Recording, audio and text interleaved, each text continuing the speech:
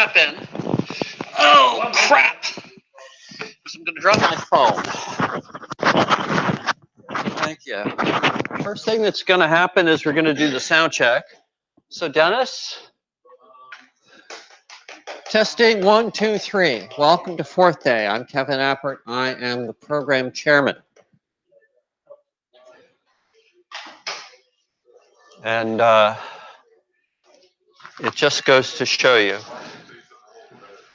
We have a full program, so let's get the show on the road. Speaking of show, Gotta clip it to your pocket. Is it set yet? It's on. It's on. Well, in that case, my pocket. No problem. Yeah, we have a full program, so I will be short. The difference between opinion and analysis is that analysis takes too long for this morning. So I will suggest that an authentic republic ought not to compel political expression for, I believe, really good reasons. A joke. Oh, I should have broken the ice with a joke. Schiff storm. This will be funny next year when Adam Schiff takes over. Thank you, Dr. Ting is in the man here. Just briefly, there's just so much damn politics. I will eat my words later. Folks, I hope the air is better where you are. The air is better here than most of California. Ladies and gentlemen, Dr. Ting.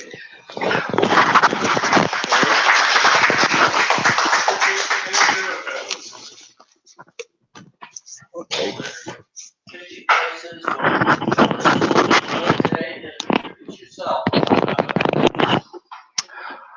Okay, good morning. This is I'm CH Ting, and I'm glad to be the first speaker here.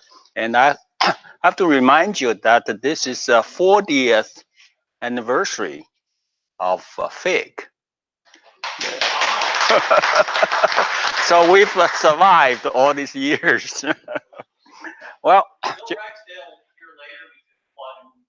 yes. Okay, let me just go through this quickly because there are so many people here waiting to speak. So this is a pattern search in nematode. This is my latest. I've spent the last month trying to work on this thing. And nematode is a roundworm. And it's the official name is C. elegans. It's a free-living, transparent nematode, about 1 millimeter in length, that lives in temperate soil environment. And so here is a picture of it. And this is a rather unique animal. It's probably the simplest animals in the among all the species. It got its fame in 1963, and Brenner proposed research into C. elegans primarily in the area of neural development. And then in 1974, he began research into the molecular and development biology, which has since been extensively used as a model organism. So this organism has been studied very extensively.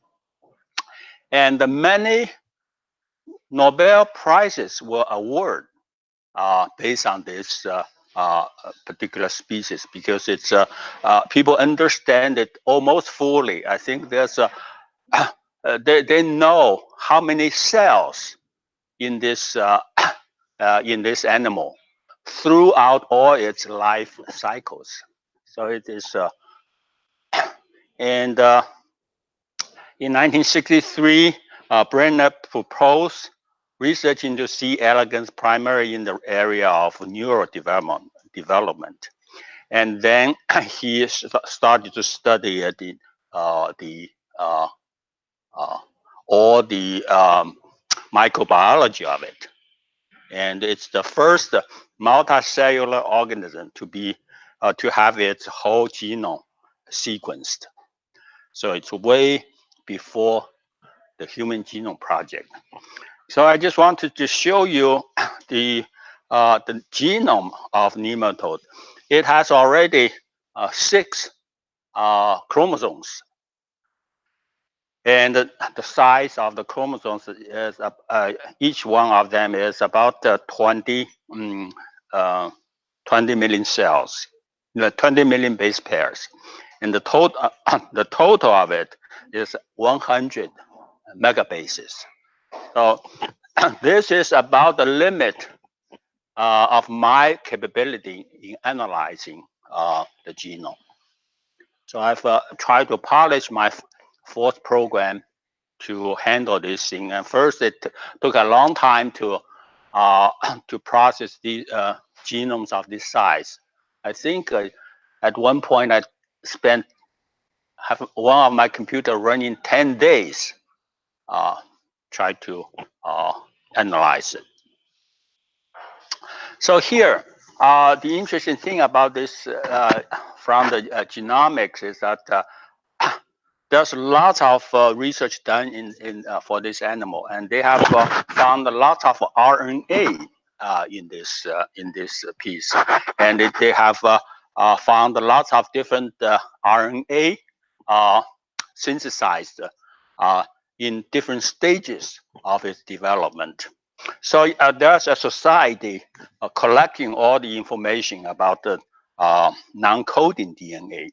And for the C. elegans, it has in the collection, there are about 3,000 non-coding RNAs. And the total size of the database is about 1.8 million base pairs. And they also found lots of microRNAs. MicroRNAs is a RNA of 20 to 24 bases. So it's a very short RNA. And there's also a group of people collecting the data on this microRNA on all different species, including this C. elegans. And in the database, I have reduced it, deleted all the redundant things. So there are 28,000 microRNAs. This is from all the different species. And the total size of the database currently is 3.8 million base pairs. So a number of months ago, I talked about the microRNA and the non-coding RNA. So I was analyzing the non-coding RNAs in the nematode based on the microRNA database. Basically, I'll just compare the database of all the microRNAs and all the non-coding RNA and try to find if there's any microRNAs in the non-coding RNA. And I found there's lots of clusters of microRNAs in the non-coding RNA.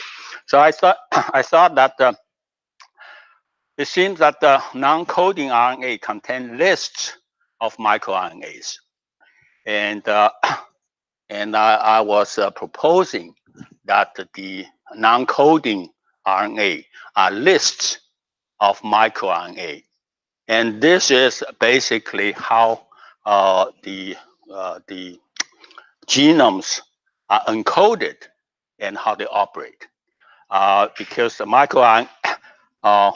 non-coding RNA contains a list of microRNA, and the microRNA can invoke other microRNA, which invoke other non-coding RNA, and encoding lots of different lists. So you have list, calling list, calling list, calling list, and that's 4th, right?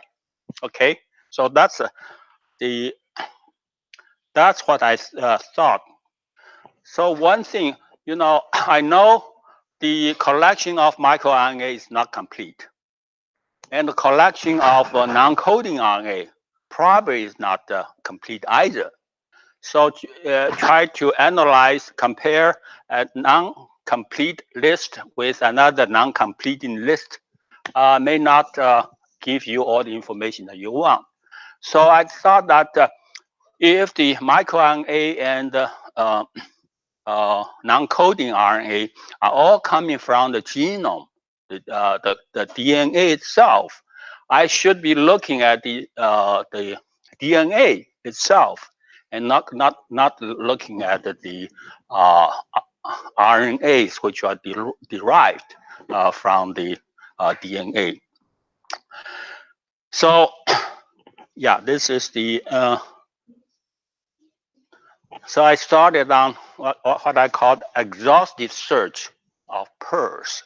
So I just go into any of the genome, the DNA sequence, and there are many of them, and search through the entire genome, looking for patterns.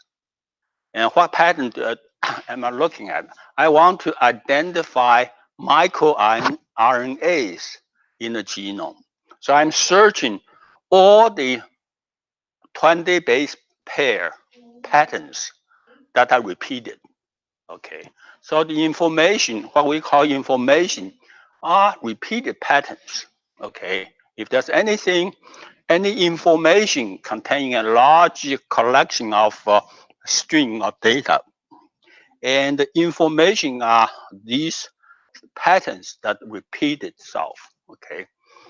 So without the detailed understanding of all these patterns, I think the primary job is to look for all of them. And once you find all of them, then you start looking at them and try to understand them. So this is the work I've been, last month I reported on the some of the results, but at the time I can only work to about 4 mega base pairs, and now I'm looking at the C. elegans, the nematode, which is 100 megabase pair. So I'm at the limit of my capability in the analyzing, but it is also, I think I also reached the memory limitation of the fourth program that I'm using, and on the computer I'm using, which is a Windows 7 computer. So in the for nematode, it has 100 meg database pair genome, and I can identify 80,000 pairs, which are unique 20 base pair patterns, which are repeated. Okay, at least repeated once. Okay, so I found, you see, 80,000. That's really too many for me to really look at them. So there are lots of them, but lots of them form clusters, and these clusters are called necklaces. So, and I was thinking that the necklaces are programs, and the pairs are the basic instructions in this fourth programs. So I found all these things and tried to make some sense of it. How do you make sense of it? One way is that okay, I have 80,000 pairs, and on my computer I have microRNAs. I have 28,000 of them. So just do a compare. So see how many microRNAs are in the nematode genome. Unfortunately, I found only 8 matches. I was expecting a lot, but there are only very few. So I think that's very disappointing. And these are the 8 matches that I found from 80,000 pairs comparing with 28,000 microRNAs, and I only get 8 matches. So apparently, pairs are not microRNAs. If they are, I would expect lots of matches. And why, I don't know.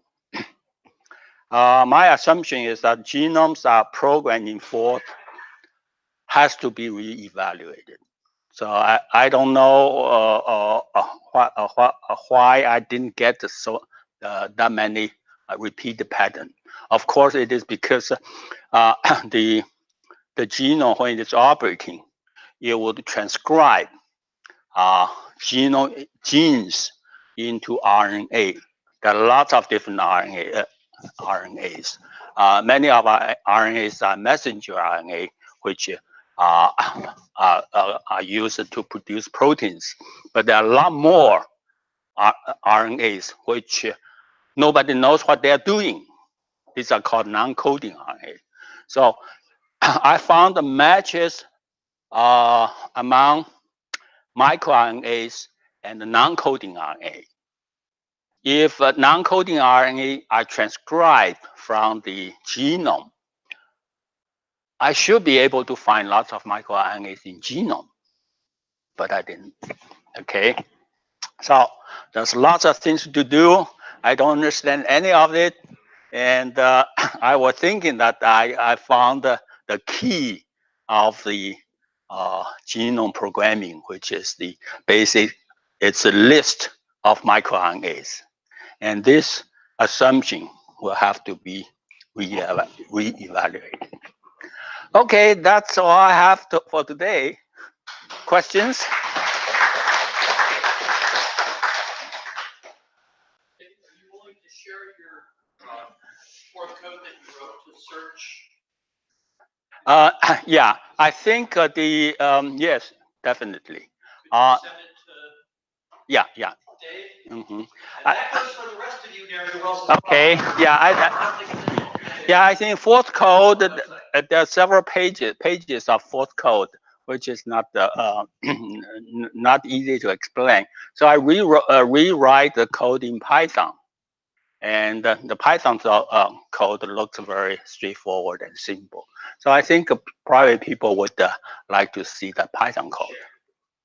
Why did you pick a 20 long pattern? Okay, because the microRNAs are 20 to 25 bases long. Okay, so I thought that I would search for microRNAs, and then I just arbitrarily limited the. Yeah. So it's arbitrary, but I think 20 base pair is a good size, because there's it's long enough so that it can serve as a basis for a Gforth computer.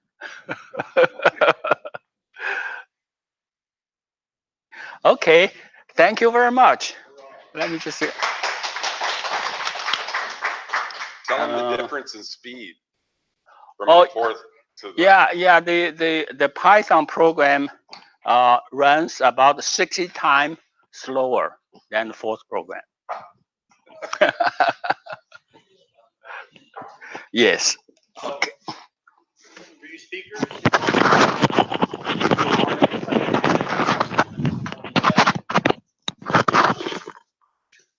introduce yourself. Be sure you have the microphone on your shirt. If you're holding it, all they're going to hear is the rattle and noise of holding it. If somebody's asking a question, run over to stand right in front of them so the mic will get it, so it'll go out. Stand near the questioner. Everything's a buck, unless you don't have a buck on you. It doesn't show. Speakers are comped, not for lunch, but for coffee, and so forth. Do you have to change the port? Want a bottle of water? I got it. The HDMI isn't showing up here. Gods are punishing you for your ignorance. Is it me or is it you? It should cycle. It should get around to you eventually. My computer sees it. Okay.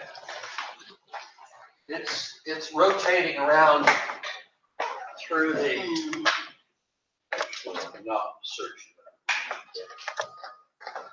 Do you want to unplug for a minute and plug mine in? Just to see if the HDMI is going to show anything. Okay.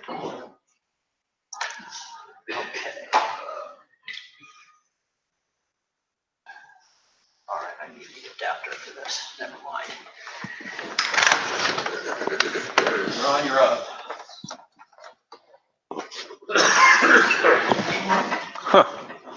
Okay, the green screen. My computer sees it. Your computer sees it? Yeah, it There you sees. go. It's coming. It's got it. There you go. Yay! Okay. You gotta move it over.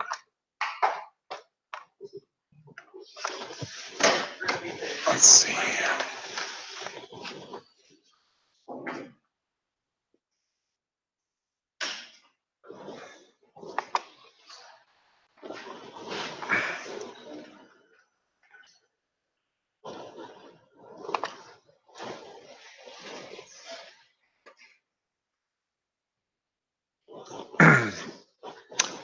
My name is Don Golding. My talk today is what the hell is real-time AI, Gforth's killer app. So I've been in robotics for a while. Got into about 1990. Started a company called Landis Research. Built 2,000 of these guys. This is called Whiskers, the intelligent robot. And in the process of wanting to design an intelligent machine, I discovered, like Chuck discovered Gforth, I discovered, I call it the triune OS. And it turned out after I implemented all 3 levels, I was at a trade show and somebody told me it was a triune brain. And I said, what's that? And it closely emulates the way that we work, actually. So this is Whiskers, and I'll show you all 3 levels. So his goal level, which is his consciousness, he's just singing a song, okay? But if a Whisker sees something, you see his wheels are going the other way. But you notice he's still singing the song. So we didn't use up any, 95% of the processor bandwidth goes to the goal level. All right, he just got frustrated. Now that's a behavior. So instincts are like you touch something hot and your nervous system pulls your arm away, sends a signal to your brain, and then it creates a behavior and you wait. And then your consciousness, your goal level says, oh, I gotta go to the medicine cabinet, take care of this thing. So his wheels and his whole body is actually a sensor because I monitor the current individually in each motor. He also has eyes, so he can see using the LEDs. See how he's pivoting right there. And that's a behavior triggers. Now when a behavior triggers, you notice it stops the goal level processing during that point in time and then comes back. So it's kind of a hybrid multitasking system. It uses both preemptive multitasking and cooperative. It's cooperative between the goal level and the behaviors, but the instincts are always running. So let's say the goal level tells the robot to go forward, but this Whiskers hit and you have it programmed to do a right turn. It's going to do a right turn, even though the goal level is trying to make it go forward. Or same thing with the behavior. The behavior says go forward. If the behavior didn't reprogram the instincts as part of its behavior, then the behavior will override. So we'll talk about that in a minute. All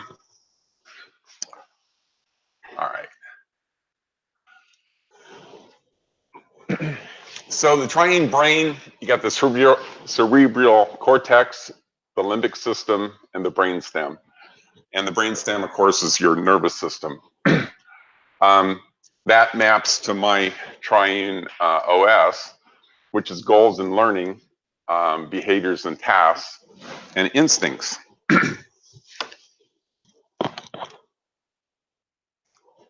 So the applications, lots of applications: industrial automation, automated guided vehicles, autonomous mobile robots, intelligent arms and end effectors. So, you can do the same thing with an arm, right? You put the same sort of control system in it, and it will automatically do collision avoidance. The beauties of it is you program in English, it's interactive. So it's just a real easy, you can have a voice front end to this. You program it over a serial port. And so if you hook that to a voice front end, you got a robot you can talk to.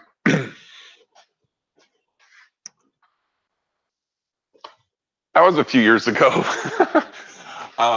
Here I was working with a couple of kids on Whiskers. And so we developed a curriculum with the technology education teachers.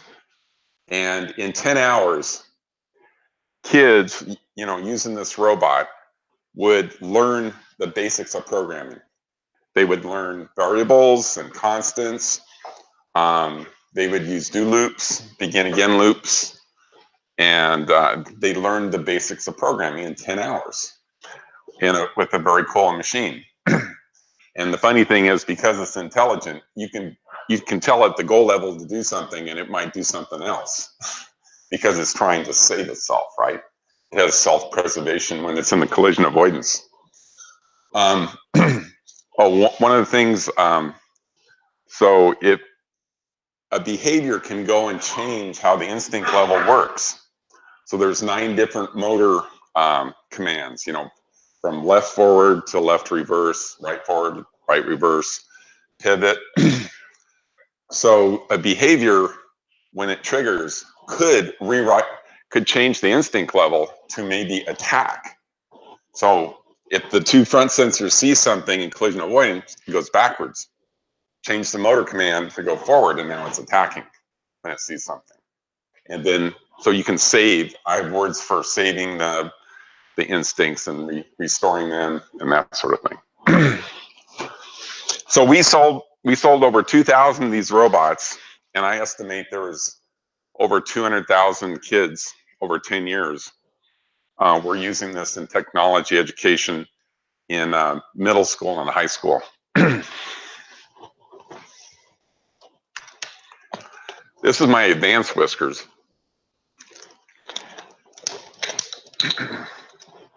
So I used 2 processors, and we networked the processors together, the network port, and they use a 688C11 new micros, if you guys remember that.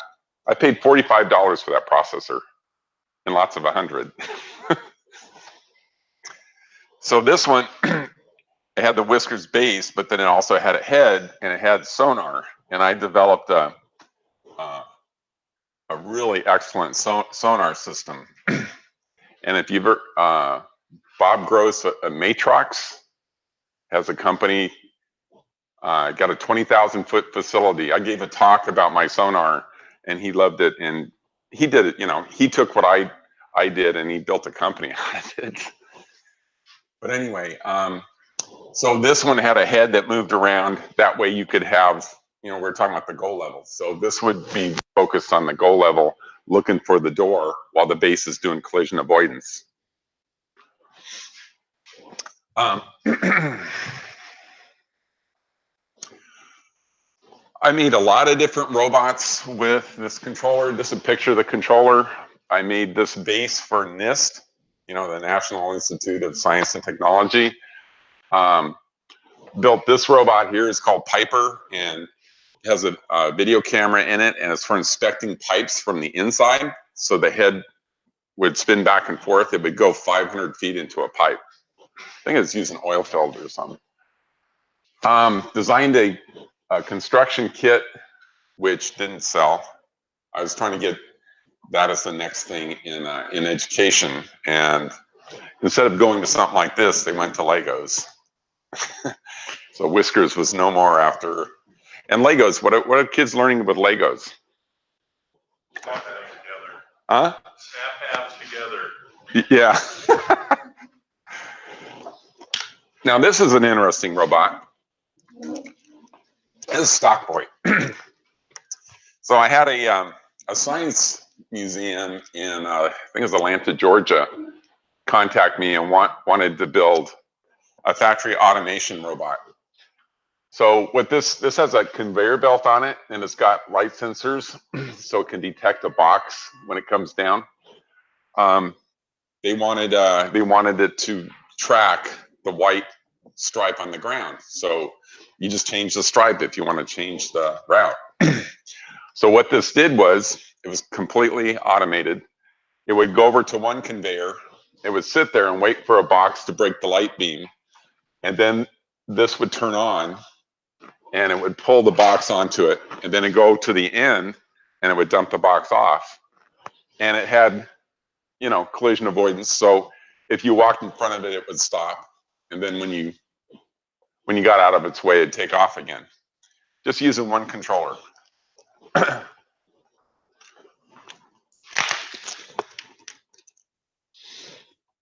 In '96,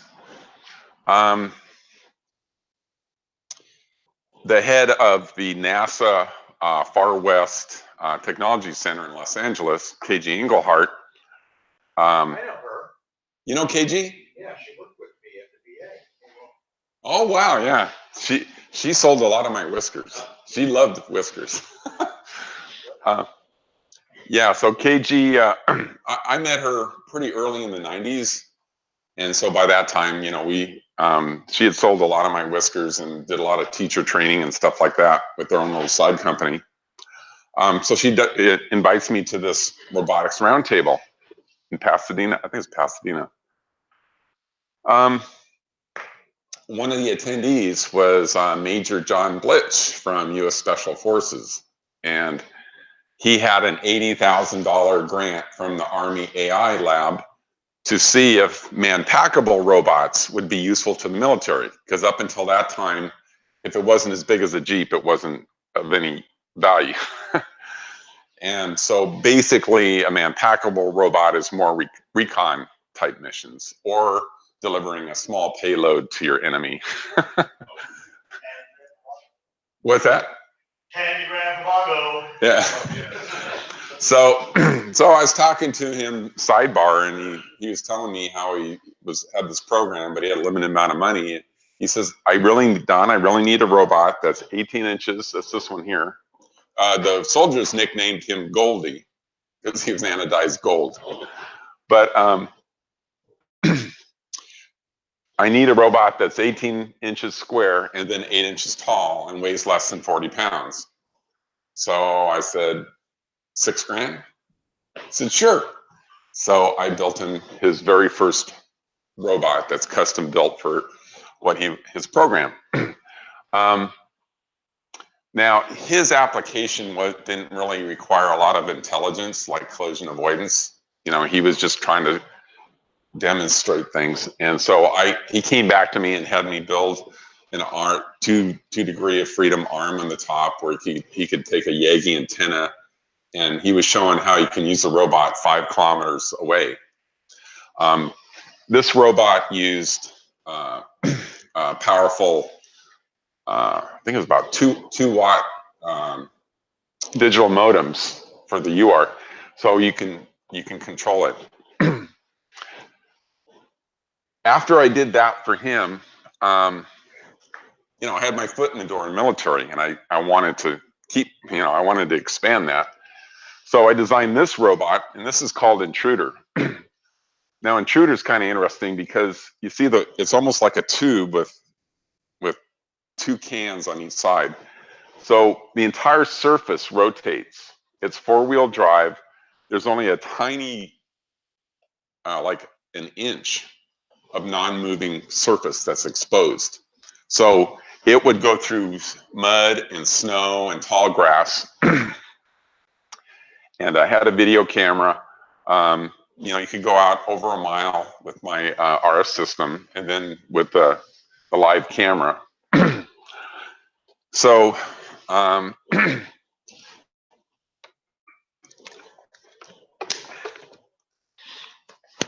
there's a Southwest Technical Research is a government lab that does research. And they flew me out on their dime to have me evaluate this obstacle course for military robotic to test platforms. And they did a great job. And anyway, so I reviewed it and said, you guys did a great job. Pretty much I didn't have, a lot of input except for they did good on that. So I got to know those guys, Bill McBride and those guys over there. So they call me up one day and they say, Don, we want to buy one of your intruder robots. How much is it? 25 grand. Okay, PO will be there tomorrow. So I built the intruder for him, this one. I'd already built one for myself. So I built them one. And they said, Don, we want you to come out and do some training with our guys. Okay. So I flew out there and I spent 4 days training this new guy that came into the picture. I think his name was Mike. And last day, he goes, let's go get some dinner. Okay. So I'm sitting there and he says, I'm actually with the CIA and we're going to use your robot on a real mission.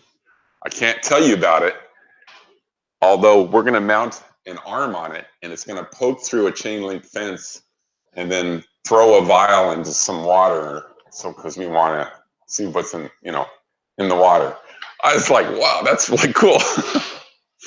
So, yeah, that was the highlight of my day, I'll tell you. And back when the Kosovo War was going, I was further along. iRobot was still developing the PackBot, and it wasn't available. And they wanted the military is working on an order for 10 units at $25K a piece.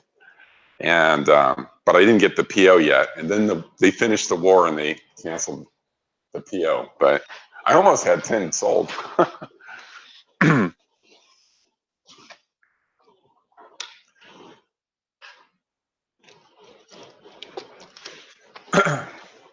Yeah, so we kind of talked about this already, how my system maps it.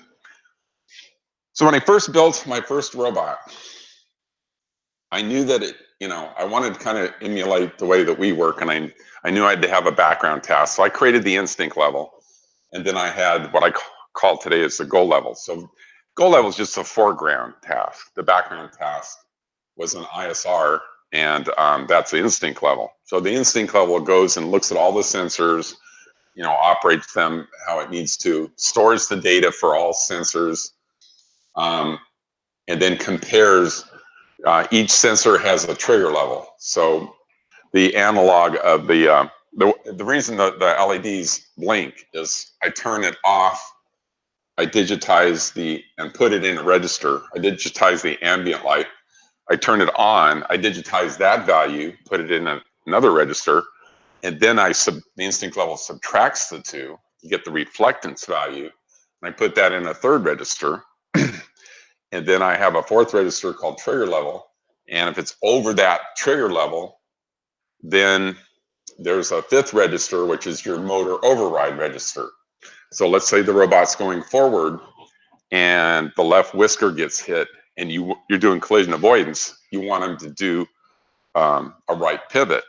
So you put the right pivot, motor mask, the bit pattern, into the motor register of that whisker. And then the sixth one is a flag. The flag is this sensor's been hit because, the events are asynchronous. So you might get this whisker hit and a second later this one hit. Well, if you have a behavior that's looking at both of them, if you don't store that, it can't fire, right? So anyway, I created the instinct level, and then I started testing it, and I had the goal level and, trying to find a door or whatever. And I would see it get stuck. So let's say you had 2 Coke cans and the robot comes up and, it hits one can and then the other can. Well, the instinct level would do this, right? So it's stuck, and the robot needed to make a decision. Well, if the goal level is busy doing something else, I want it to be automatic. So then I said, what I really need is I needed behaviors. I need a task list. So after the ISR finishes updating all of the instinct level, it calls the task list. So what you do is you create these behaviors that are basically just, if this flag and this flag is set, or this sensor level is whatever, I'm going to do this series of things, and then you terminate. So behaviors are usually a very small amount of code. Now what you're doing, see, now the robot's making up its own mind. It's like a child. If you're in this situation, do this thing. You know, you're teaching the robot by creating these behaviors. The more behaviors you create, the smarter he gets. So that's how the third level came into being. So here's, this is the instinct level. So LF obstacle just returns true or false. Okay, that just means it's looking at the flag. I put a little R in the front, means it's 8-bit. If it's a V, it's 16-bit. So the right front mask, that's where you'd store the motor override, and you have one for each sensor.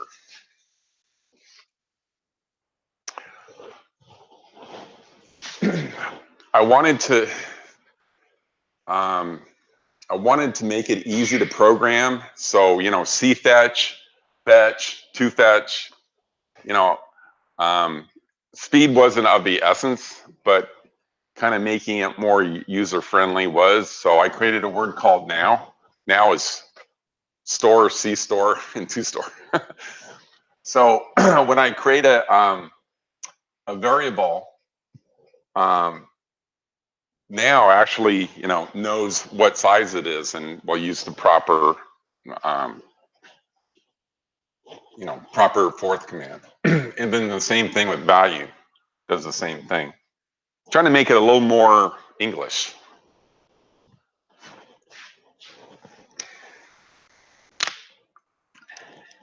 This is, you know, the frustration code. So this is the actual code. I'm going to get Whiskers frustrated.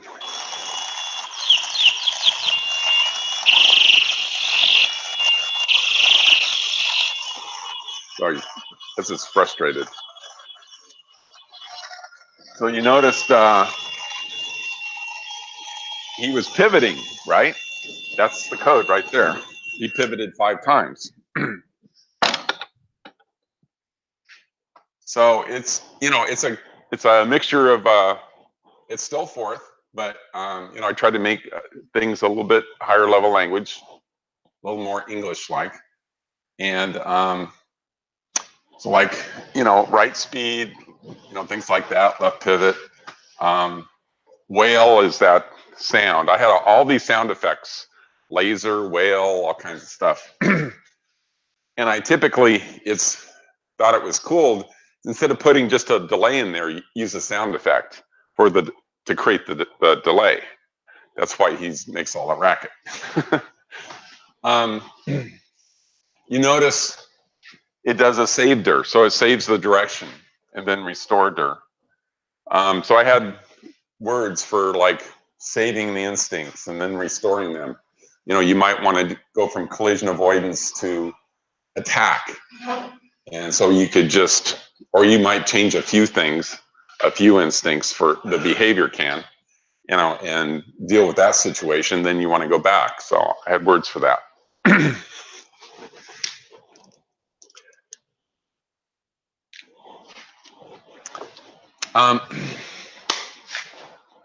You notice that when he gets frustrated, you know, if you tap me on the shoulder once an hour, I probably won't get mad. But if you keep tapping me really, you know, once a second, right, I'm gonna get pissed. It hurts. Yeah, One verse. exactly. So what I do here is, you see how I have a word called decrement, right? Just decrements the variable. So every time a sensor gets hit, it increments frustration. But then, oh, see, this is getting called every time, right? In the task list. So if there are no sensors got hit, it decrements. So it takes time for him to get pissed. And so, I tried to make everything as kind of biological as possible. So default instincts is collision avoidance, save instincts, restore instincts, save speed. So this is ramping up the motor speed, ramping it down.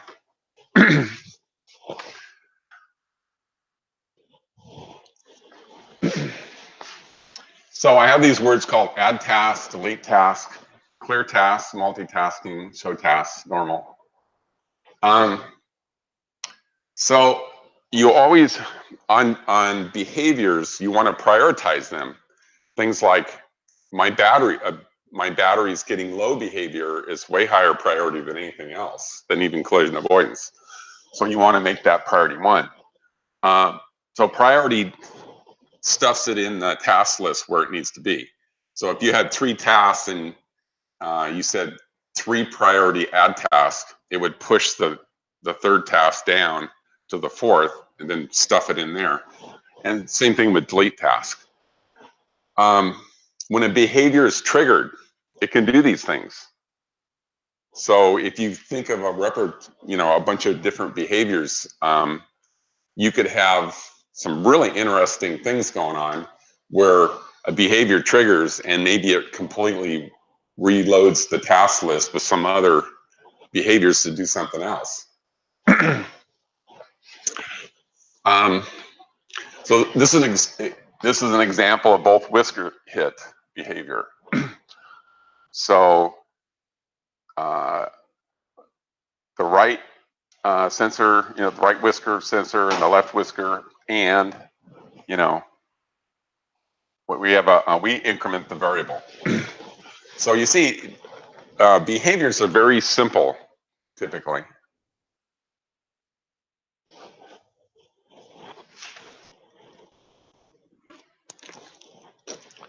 So this is kind of the way it works. The instinct layer is the highest priority, lowest intelligence, and it operates in the background. The tasks and behaviors, medium priority, medium intelligence, and operates in the background. The goal level, which is where he's singing the song, he's only using 2 of his 3 levels, right? When he's running around in this demo mode. The goal level is the lowest priority and the highest intelligence, and that's your foreground task.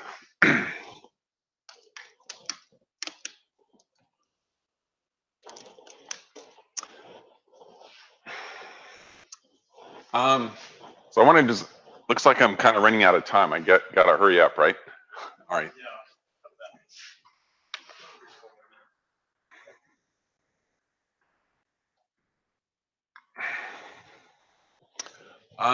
Characteristics of intelligent machines. Autonomous, self-governing, learns from experience, pattern matching. I really want to use Dr. Ting's searching algorithm in that. Incremental compiler, don't get that in C. Interactive communication and control. Does profane languages have these? Will Baden, remember Will? As part of his group in Orange County. Only Gforth meets these requirements. It's a meta language. You can create new languages with it. Incremental compiler. It's interactive. Create does is Gforth's 2 most powerful words. I mean, you're extending the compiler. You want a robot that you have to recompile every time it learns something? I don't think so. We're going to create Dr. Ting and I are going to create, and I'd like to see all you guys participate. I'm making my code open source, so I'll share it with everyone. We need to port it to a new 32-bit processor. Costs $3. Very interested in the Lisp talk later. and robotics. So we're promote learning Gforth programming, develop exciting new intelligent robots, promote intelligent robots, open hardware, open source. We'll give code in both C and Gforth. I write C code for a living. It's a great way to keep a job, C code.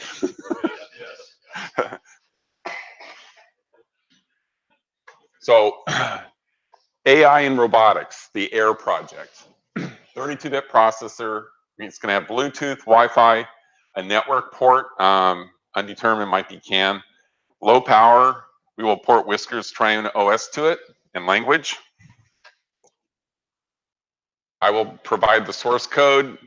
Dr. Ting, we need kind of a fuzzy version of his search, because if you think a searching robot needs to search its memories, it's in the situation, but it won't be exactly the same. So it's kind of like a probability that this is the same situation, you know. So we need a database of where it's been. We can port it to green arrays. IBM Watson, you can use it for free. You guys know that? Yeah. Yeah, API, you can use it for free. Let's get Watson involved. So I'm going to start working on I've already started defining things. I'm going to design a new printed circuit board. It'll have 2 motor channels, 4 LED sensors, 2 whiskers, electronic compass. I found the compass was really important. So I actually wrote a very primitive compass for whiskers, just using the pulse width modulation. You know, when it's high, it would add or subtract, and it created kind of not a very good, but it worked pretty good compass. While he's wrapping it up, you want to move to the front and we'll plug in.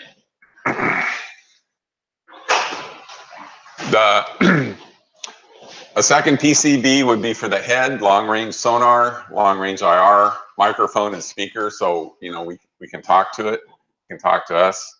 PIR for finding people, dual-channel motor drive. That's it.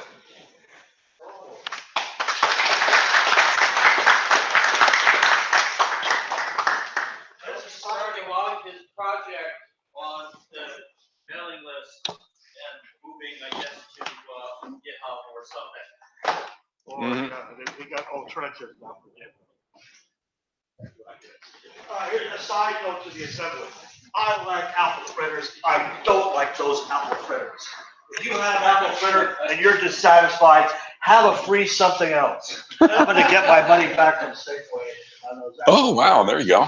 They were old. No, they were just a bad batch. Like in the middle, they say blah. Yeah, there's so many robots out there. Oh, okay. A beetle bot, huh? Yeah, $56. Yeah.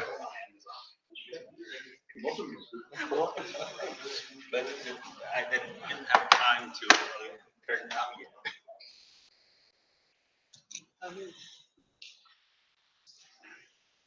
Well, let me just show it on the. It's beetle board, and I got this on Amazon for $56. But I didn't have time to turn it on yet. But it's a very interesting. It runs on Arduino Uno board. So the Arduino Uno board is down there, and it has a shield top. And this shield is nothing but connection. So you can connect sensors and various devices. So it is a kind of interesting.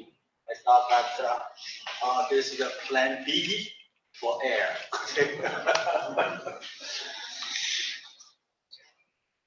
Yeah, you could port, the whole language to this if you want. Yeah, I think this.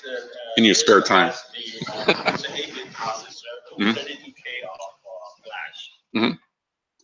I think it would. You probably can get HC11 code out.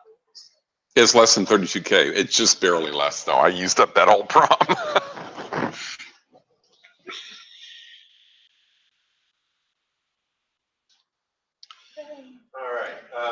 this is going to be an hour-long talk that's condensed down to about 15 minutes. So if you can, please defer questions until the end.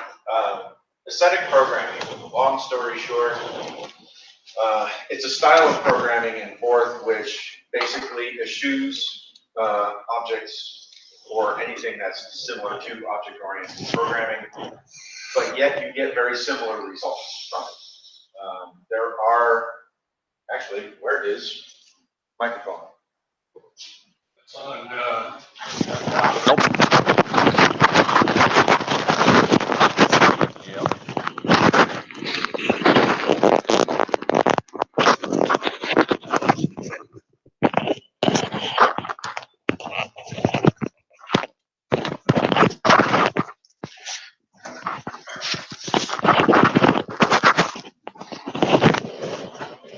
Okay, so let me start over.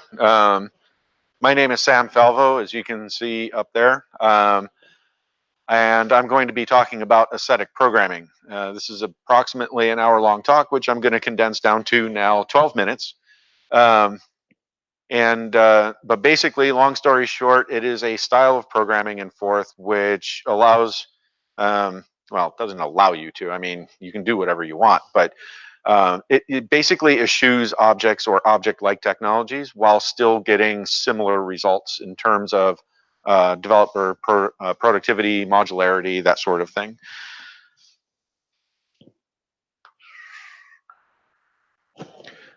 So what is Ascetic programming? Let's look at some definitions of the individual words. Ascetic itself is characterized by or suggesting the practice of severe self-discipline.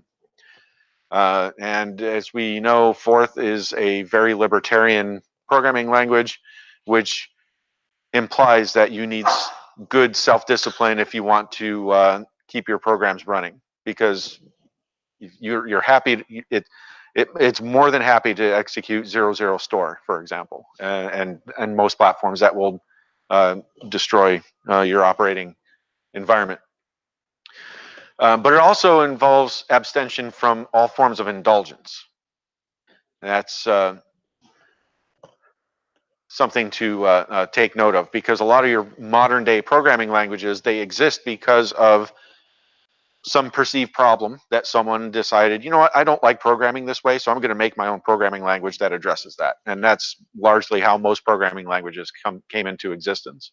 So at some level, there's some indulgences that these languages encourage, or at least provide. And Ascetic programming does without them, right? So you can write modular, extensible, maintainable software, which avoids the use of objects, like I said, but gives you a lot of the same benefits while still retaining early bound Gforth semantics. Now, one of the feedbacks that I got the last time I gave this talk was go into the distinction between early bound and late bound. And I had something set up here, but to help illustrate that, but due to time constraints, I'm not going to be able to illustrate. But long story short, early bound is a descriptor of programming languages that resolve branches at compile time.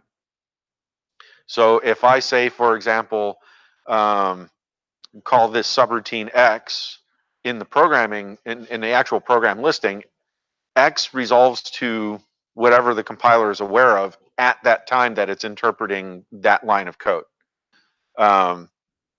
Late bound, on the other hand, is the opposite. It basically says, I know you want to call subroutine X, but until I actually execute this line, I have no idea what X you're referring to. And that is actually one of the core tenets of object-oriented programming. The idea of object or interface polymorphism is dependent on late bound semantics. So the idea here is we're going to replace objects with entities.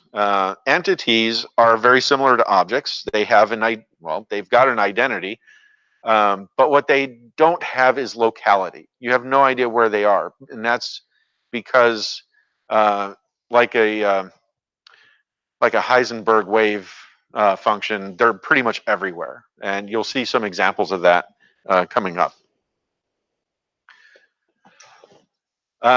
Basically, modules that you write in Forth, you don't really focus on functionality per se. The functionality will evolve over time as you develop multiple modules, but individual modules themselves typically focus on relationships. So to give you an example, I might declare that a checker, for example, has a color associated with it. In the case of the actual game checkers, it would be red and black. In the case of Connect 4, it would be red and yellow, so on and so forth, right? So basically you can say something has a hue, something is, hued, for example. So you might have a module, hued.fs, and in that module, you would have support logic to allow pretty much any entity at all to be colored in that sense. So basically, I was hoping to have done by now a implementation of the Connect 4 game. When I originally gave this talk, which is back in 2010 or so, I had a video game that I'd made called Equilibrium, and it was nice and it had graphics and particle effects and all this other fancy stuff. You can't run that code now because the library that it depends upon won't compile anymore. So that suffered a little bit of bit rot. So I wanted to come up with something that ran in like an actual textual console to serve as a demonstration.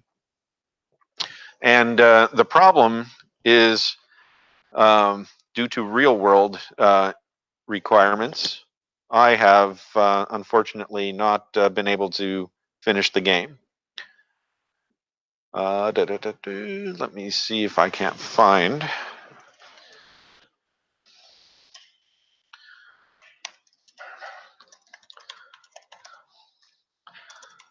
There we go. So now if I do that, and then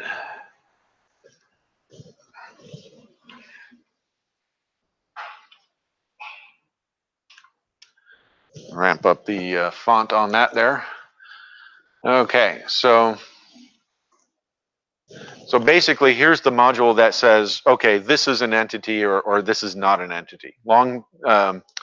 Basically what we do is we maintain a bitmap actually that basically says, okay, if entity 65 or if the entity 65 exists, then we keep track of that in our bitmap that says, yes, this is a valid entity.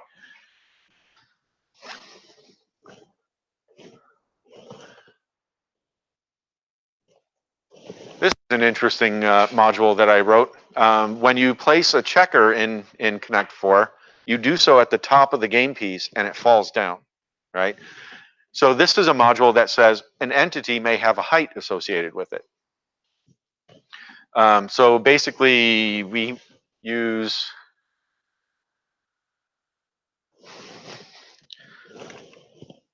so that block of code right there is set of 3 parallel arrays that basically forms what you can kind of think of like a relational table in a typical SQL database. I'm basically associating an entity ID with a height and a callback procedure.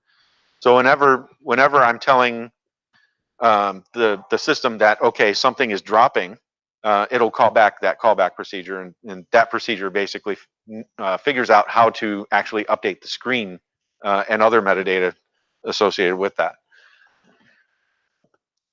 But if we look, there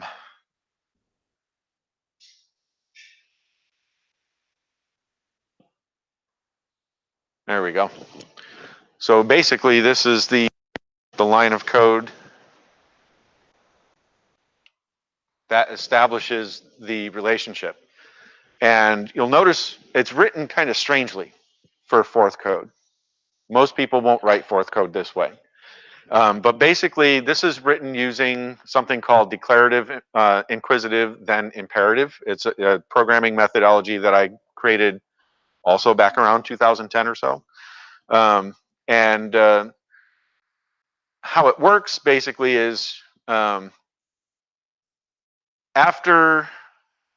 a word executes, something must be true. And that is described by, for example, the name of the word. So in this case, I have h greater than 0. So that word basically says, after this word returns, the rest of the definition can depend on, in this case, our height being greater than 0. If the height that is provided in this case is not greater than 0, we handle that elsewhere. So in this case, we actually handle it up here in managing shift keys is not easy here. In that definition, basically I check to make sure, well, I say 0 equals here, it should be 0 greater than, but in the event that it does not conform to that requirement, we handle the error in this case by just aborting with an error message. And then down here, for instance, we have minus found and minus inserted. These are definitions which, if you look at their little comment lines here, returns if the entity is not already in the database, right? So I'm using a lot of negative logic here, so it's kind of weird. But basically what this is saying, you can kind of read this as, we're setting up a loop to iterate through the entire list of data that we have in memory. Given that there's no match, just continue on to the next one. And then when we're done with that, we've basically, in a sense, defined what it means for something not to be found. And then once we go up to no match, here we actually implement the logic. Oh, hey, a match was found. Here's a case where technically it's an error in a sense that, but when we return from no match, we guarantee that there's no match. So how do we handle that? Well, what we do in this case, since our goal is to establish the relationship that something is elevated, we actually take this opportunity right now to insert it into the database. We collapse the return stack, and then we just return straight out of elevated. So like all the return stack stuff just gets thrown away at this point.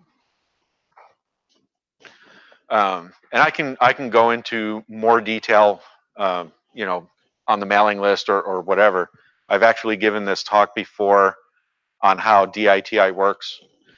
DITI is actually a foundation for Ascetic programming on Gforth. And so that's how I'm using it here. So let's go back to the presentation. I understand. I apologize if I've completely lost a lot of you. This is, like I said, this is typically an hour-long presentation, but hopefully this will help explain things, right? So that's what actual code looks like. Now we're going to look at it from a more theoretical point of view. So the modules are only responsible for their own memory management. So one module could use a statically allocated buffer, which is what I tend to use because it's just easier that way. But there's nothing that says you can't use dynamically managed memory as well. Basically, the only real requirement from a module interface point of view is memory management is abstracted. So you don't have to worry about it. And as long as you can maintain that abstraction, everything is good. So how do we deal with polymorphism? Well, I've actually already shown you. What you typically do is you use callback interfaces. So the idea here is you establish a relationship between an ID, an entity ID, maybe some other attributes, but one of the things that you have in that relationship table is a procedure column. And so what you do is you basically look up what you need from that table, make some decisions, and if you need to, draw from that procedure column and you call it back. It's just like saying, callback, fetch, execute. It's basically the same idea. But the nice thing about this is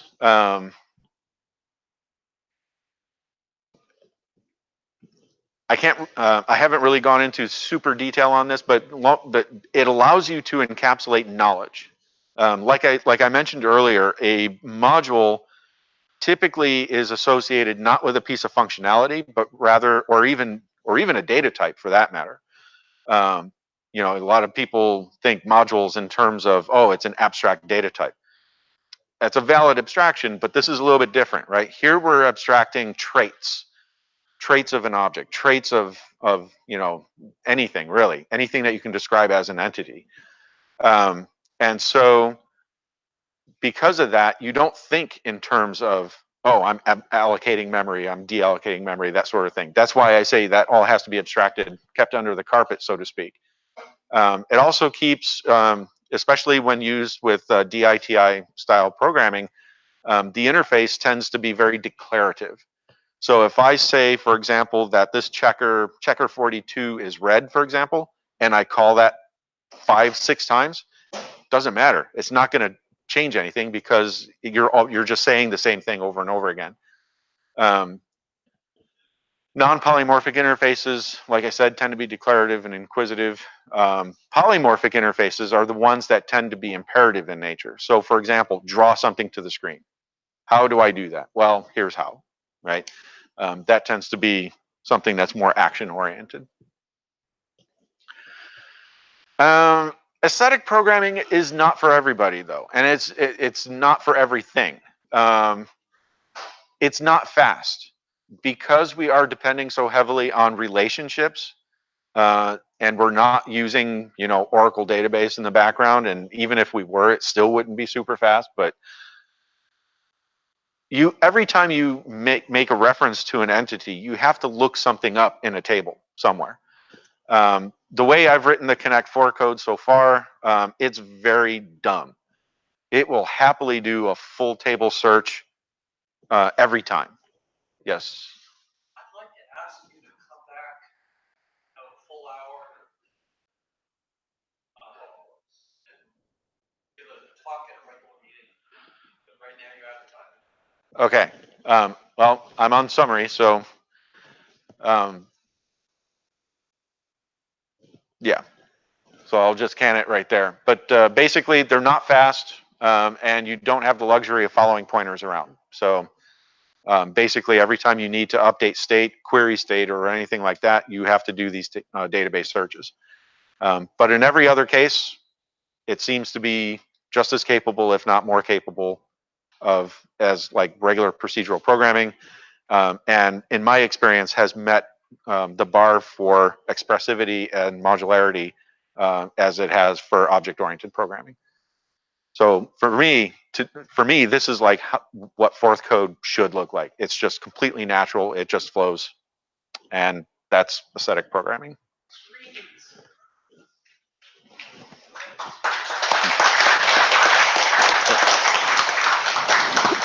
And if anyone has any questions, and if I've thoroughly confused people, please reach out to me on the mailing list. I will happily answer questions there. And also what Kevin had asked before, I forgot to repeat, was a request to give this talk again in its full hour length for.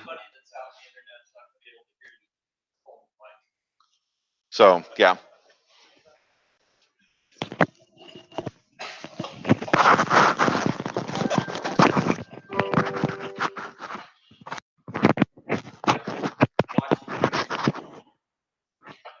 It's really remarkable how much noise, even when you're just standing and holding round, straight, just can't hear anything. You need a pretty young intern, I think, to just grab on and go up to the speaker. Just put it on a stick. Gaffer. Yeah, because then when they're going over, you can use the stick of comic record. Well, no. I think the White House doesn't need an intern for that function. Well, they've got Marines there. But they're ceremonial Marines. No. Yeah, but they're still Marines. The actual function of the Navy at the White House is to take out the dirty laundry. So, it goes with that at the press conference. Take them out, drop them off. Alrighty then. Hi all. I'm Brad Nelson. Today I'm going to talk about using voice with Gforth. So basically, I'm going to talk a little bit about voice assistants and in particular the support for third-party voice assistant extension called Actions for Google. And then I'm going to demonstrate how that I was able to use that to have Gforth surface through this. So voice assistants, for those of you who are unfamiliar, are becoming more and more prevalent. There's a bunch of different entrants into the space. They do interesting things like, okay, Google, what time is it? It's 9:45. And there's a bunch of different vendors that have various competing offerings at the moment. There's Siri from Apple, which has a hardware incarnation in the form of a HomePod. There's the Amazon Echo, which has a number of different hardware form factors and integration into all sorts of devices, including things like microwaves. There's Cortana from Microsoft, apparently named after a video game character. And there's even hardware for Cortana as well. And then there's Google Assistant, which is on your phones. It's on physical devices like a Google Home. It's even on things like a feature phone. So it's all sorts of form factors as well. And there's this device, which is a Google Home Mini. Just a different form factor for the same thing. So what is a voice assistant? It's a tool to help you through your day. It's all sorts of things, but the key thing is that it's always on. It recognizes speech, and it has a sort of a large domain in which you can ask it all sorts of questions and interact with it. The vast majority of voice assistants from the commercial vendors offer some form of third-party extension.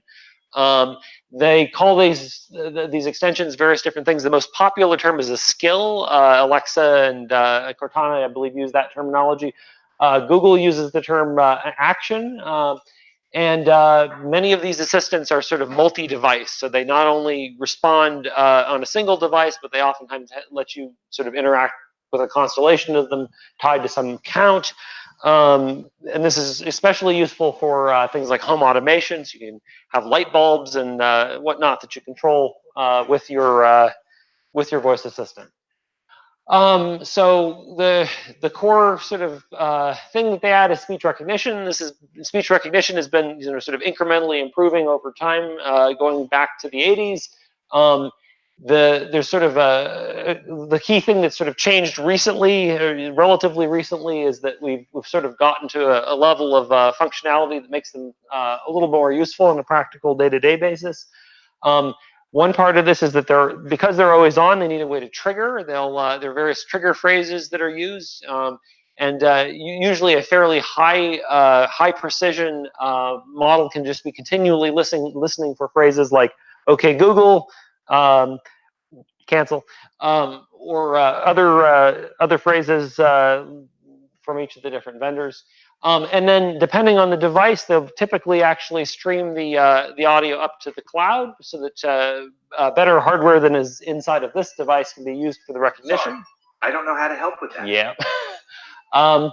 Another big part of this is that although the speech recognition attempts to be general, really what's going on is there's a lot of domain-specific biasing. So what's happening is that in a lot of cases, you don't actually have to recognize between all the possible things that could be said, but rather you know from context that, oh, it's got to be one of these few things.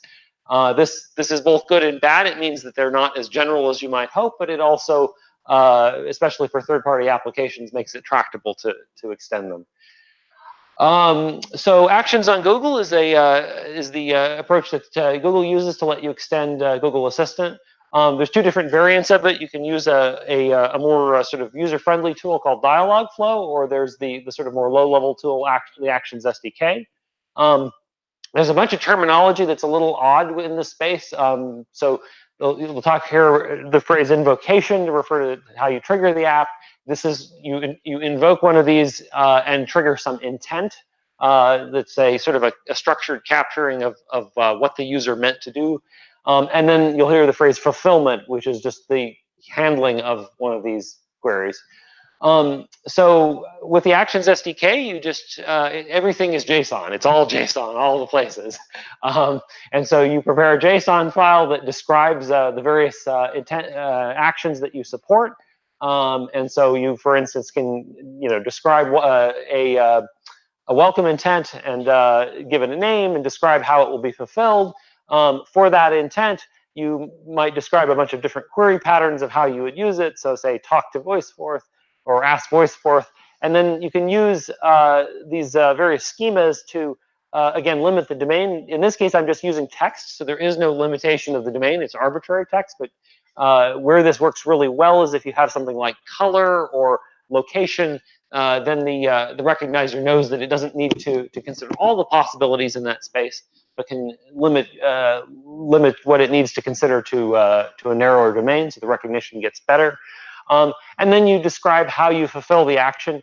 And the most flexible, of course, is that you reference some URL that will provide a dynamic response. And this is the approach that I'm using for Gforth. And I'm just pointing it at this.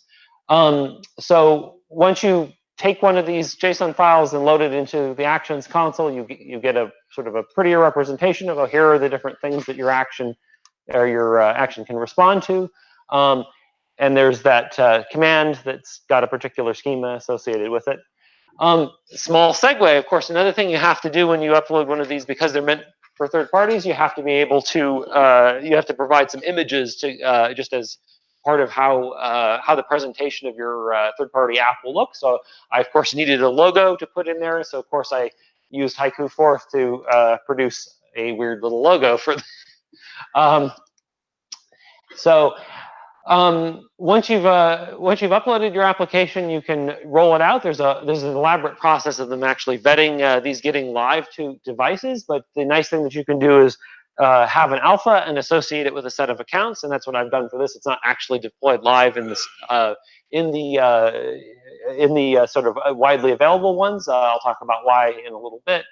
The other nice thing is this sort of lets you both interactively test it. The other thing you can do is there's a simulator within the developer console that lets you just within a web page test the application. You can both test it with voice or test it with typing. And I should mention the number of these Google Assistant is also usable on your phone by typing or by speaking, sort of thing. And then it gets deployed sort of tentatively to the store. The term Google uses is there's a tool called Explorer that lets you look at the different applications, and then your app is sort of there and available. There's an example phrases. So how does this work? So then now when you want to actually make the thing function, you can then send out a request, you receive a request at that URL I mentioned before, more JSON, a blob of JSON describing the capabilities of the device, and then the input that you receive from the user. You respond to this with more JSON, including the text and the TTS that you want to respond with. If you want to support things like smart displays or various, UX on your phone, you can have cards and suggestions that you can tap on the device. There's a number of different styles in which you can do this. You can either, there's a library that's provided to do this in JavaScript, Node.js, or you can just provide the raw JSON yourself. The fulfillment actually hits an URL. That URL needs to be over HTTPS for security. It accepts a request and yields a response. So in order to make this work with Gforth, of course, then I have the problem of I have to have an HTTPS URL that's always available that can run Gforth, which is no small pickle. There's a number of different options that are available. I was sort of looking for something I could do cheap and easy. The one that's sort of most integrated with the Actions console is Firebase. It has a number of cool functionalities to it, but unfortunately, because it's designed to be scalable and to handle requests that are sort of disconnected, it can't easily run Gforth. Same story with App Engine, which I have used for a number of my past sort of things that I put online. So that was out So that leaves the Google Cloud VM, at least with Google's offerings, and this is just lets you run a small Linux instance in the cloud. And if you are very careful about how you do it, at least currently, you're able to sort of use this Linux instance for free with a small amount of memory and keep it up, which is kind of fun. So you're able to allocate a small CPU, the F1 microtype, which is apparently a tiny little CPU with 0.6 gigs of memory. So not too bad for what you can get for free these days. Then, of course, the next problem is HTTPS. You need a certificate.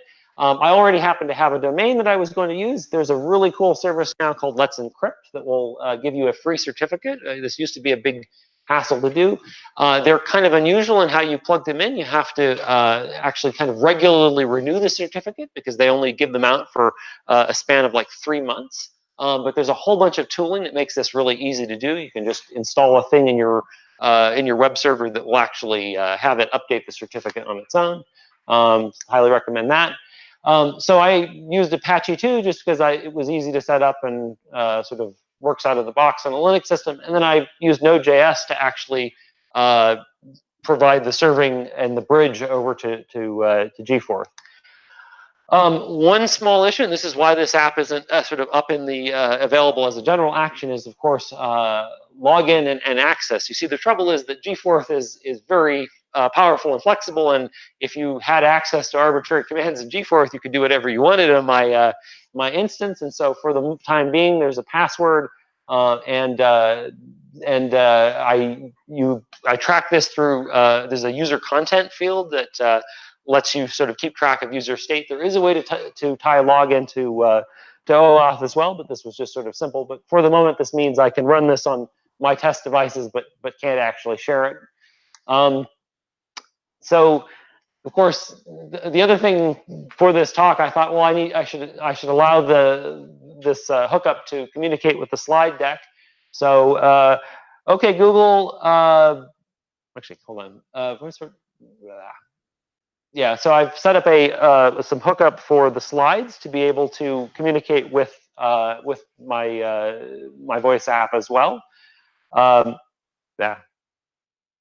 Okay, Google, talk to VoiceForth. My apologies. Oops. I don't understand. Yeah. Ask VoiceForth for next slide. Okay. Next slide. Done. Cancel. So the way that this works is that the slide deck does sort of a long pull to the voice app. You sort of open a connection, and then it can sit there waiting for anything that needs to come from the assistant. This keeps the network bandwidth down, so it doesn't have to constantly ping at it. So it'll open a connection, wait for a response. After 30 seconds, it gives up and tries again.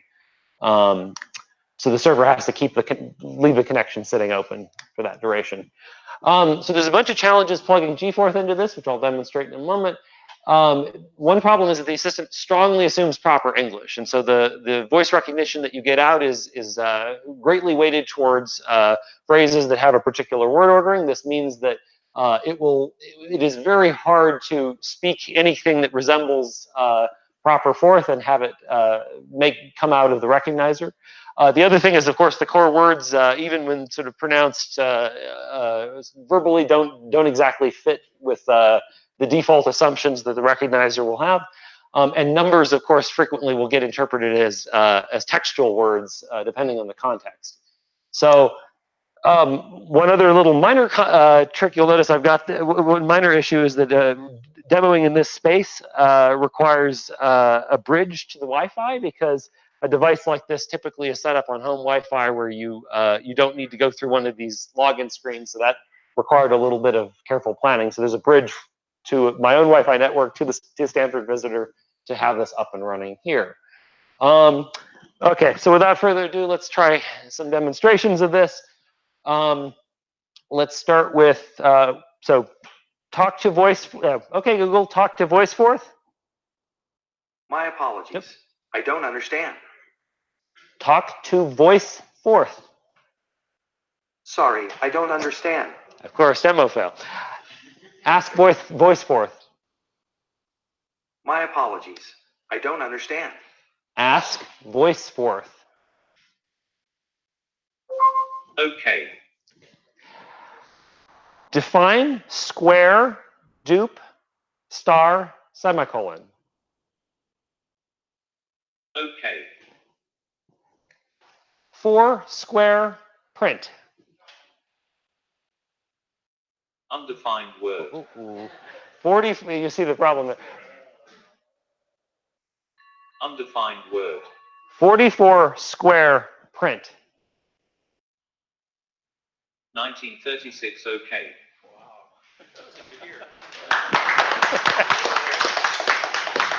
But it worked. Yep. I didn't hear what you just said. 1936. Okay.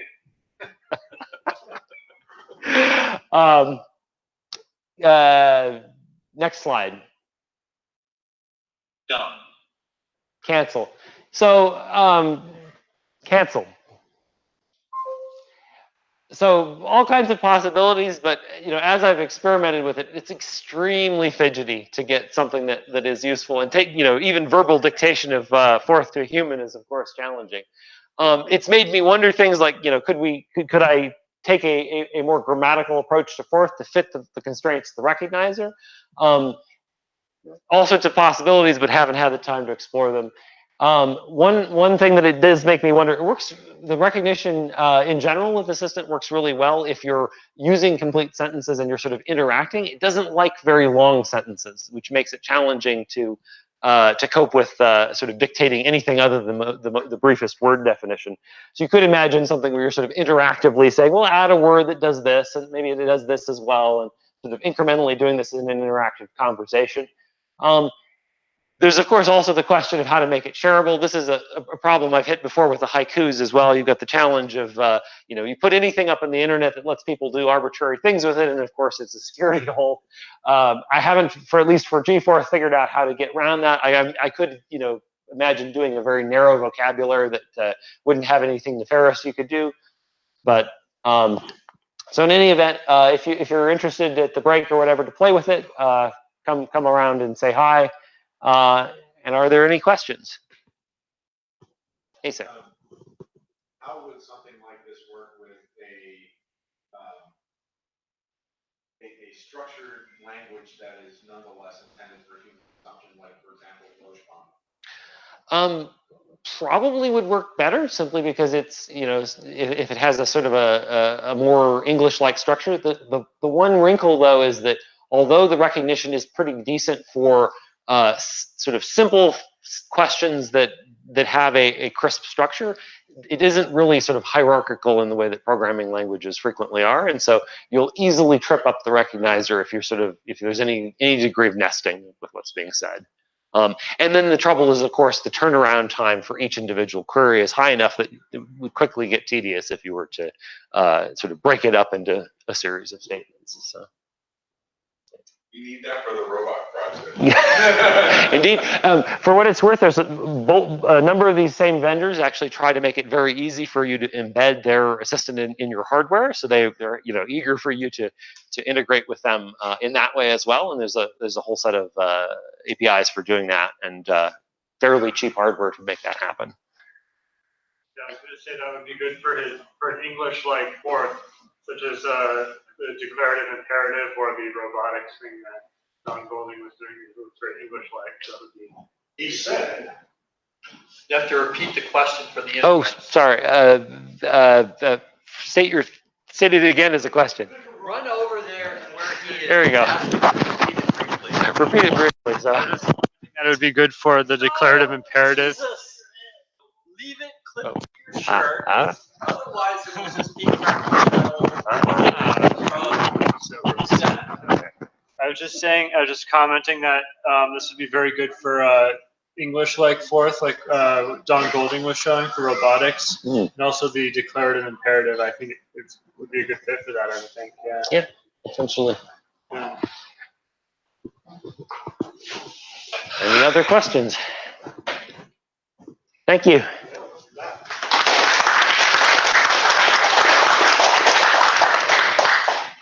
We're gonna have a short break.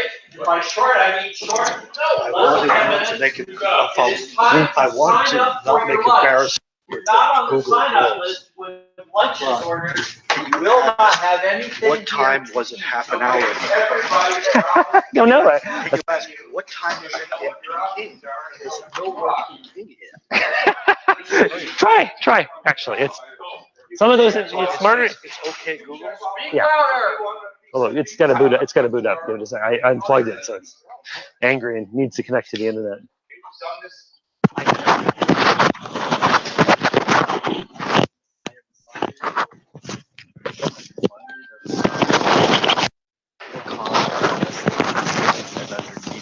Paddling like crazy, the technology and moving parts. Here's some information for half an hour ago. On the website english.stackexchange.com. It should be replaced by the door Okay, Google. What time is it in Peking? Time in Beijing. China is 2:05 a.m. What time was it yesterday at this time? You're up. Hook up, plug in, get the mic, make believe you're ready to go. Just make believe as hard as you can. Oh, you want to talk to me? I want to find the menu. Oh, yeah, well. Knows where the menu is. Wait a minute. I have www.treehouse.com. Peninsula, is that right? And then the treehouse, what's that? 580.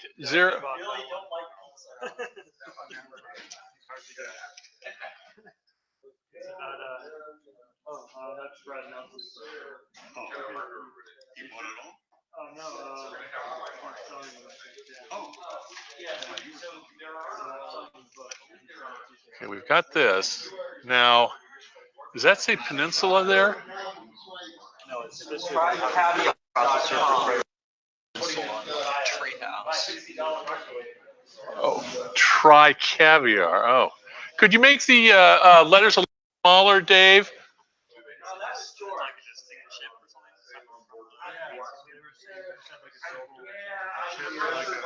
Combinational logic to handle contact between memory and the CPU.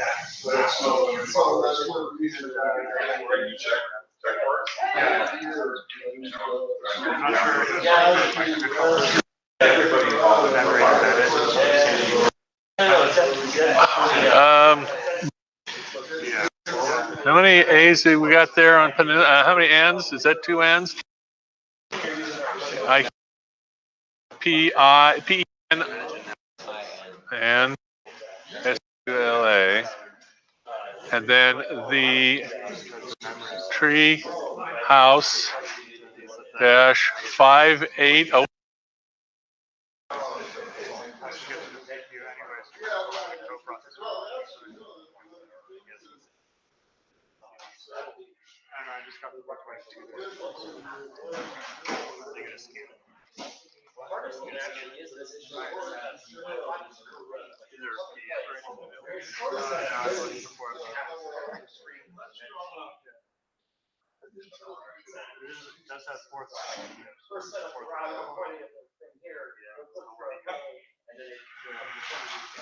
Oh, that sounds good. Okay. I don't know how much battery time I have, but I'm next. Oh yeah, I know. I just want to go and check my stuff, and then. Well, yeah, but yeah, we're kind of tight for time, and I want to make Oh, but this is the break, right? I just want to go. But I'm not kidding. I don't have much battery time here.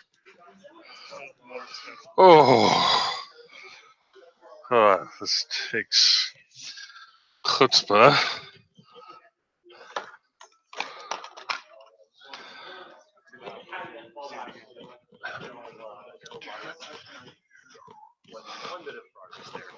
I'm not sure the screen needing to talk to the cloud part is all. Just pros and cons.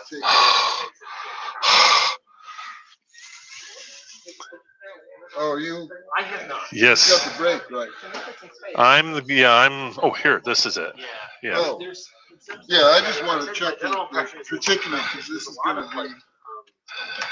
Imitation going on in the sense that folks are, they want to make it like, for instance, dialogue flow that I mentioned, the sort of easy to use one, that was actually an outside company that they've previously been a provider that offered easy to use creation of these agents, third-party agents for multiple systems. And one of the Is that here? I hear how. Style to how these guys work. Oh, hey, Ting. Sign up for your lunch? Yes, I'm going to do that, and then I'll give Mr. Armstrong here time to let me have the thing back. Oh, wait a minute. We have to have prices to put in. So that means we actually have to get. Yeah, over here. I've got it here. Yeah, tree some potato, $6.50. How did Bob make it here? Yeah. You can use the mouse if you want. I can talk to you about this. I can talk to you about this. Thank you, Chuck. I'm not sure. It's complicated. Yes, it is. Very complicated. We try to make things easier, but some people just will not listen. You probably heard that in your career. I know I hear it all the time. KISS. Yeah, it usually ends up with my ass. Let's see. Chorizo and potato. Yes. I don't know.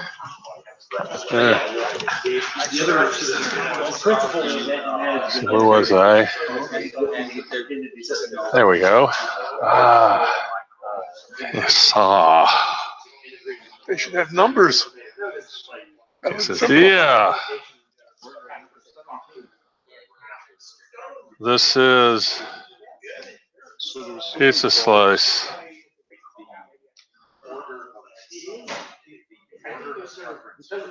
$6.50. Curtis Jones? Yes. There you go. Now you've been very helpful. Okay, hold on. Yeah, we can probably use that. Okay. Oh, I'm on the air. Thank God.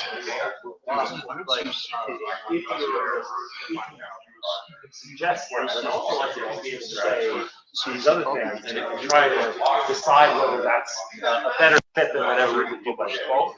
Tried to have it be like So that's four, simple. blah, blah, blah, blah. And now it didn't, it was not.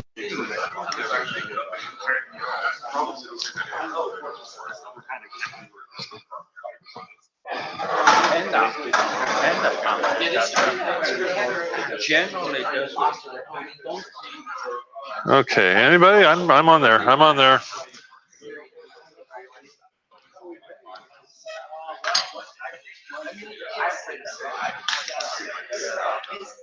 So that's not the way I know it.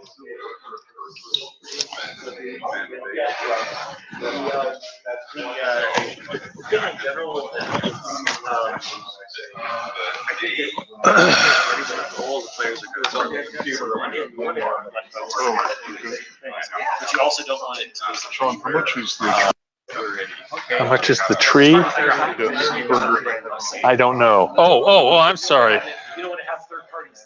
Burger, the axe. Veggie burgers. It's somewhere else. The Oh, there it tree. is. $6.95. There you go. Things that are sort of like more specific and sort of like there's like how TCS that mentioned something. I think the British accent said something like, but the devil is blah blah blah. And it's like devil, nope. It like doesn't want to say anything about the devil. That does make sense.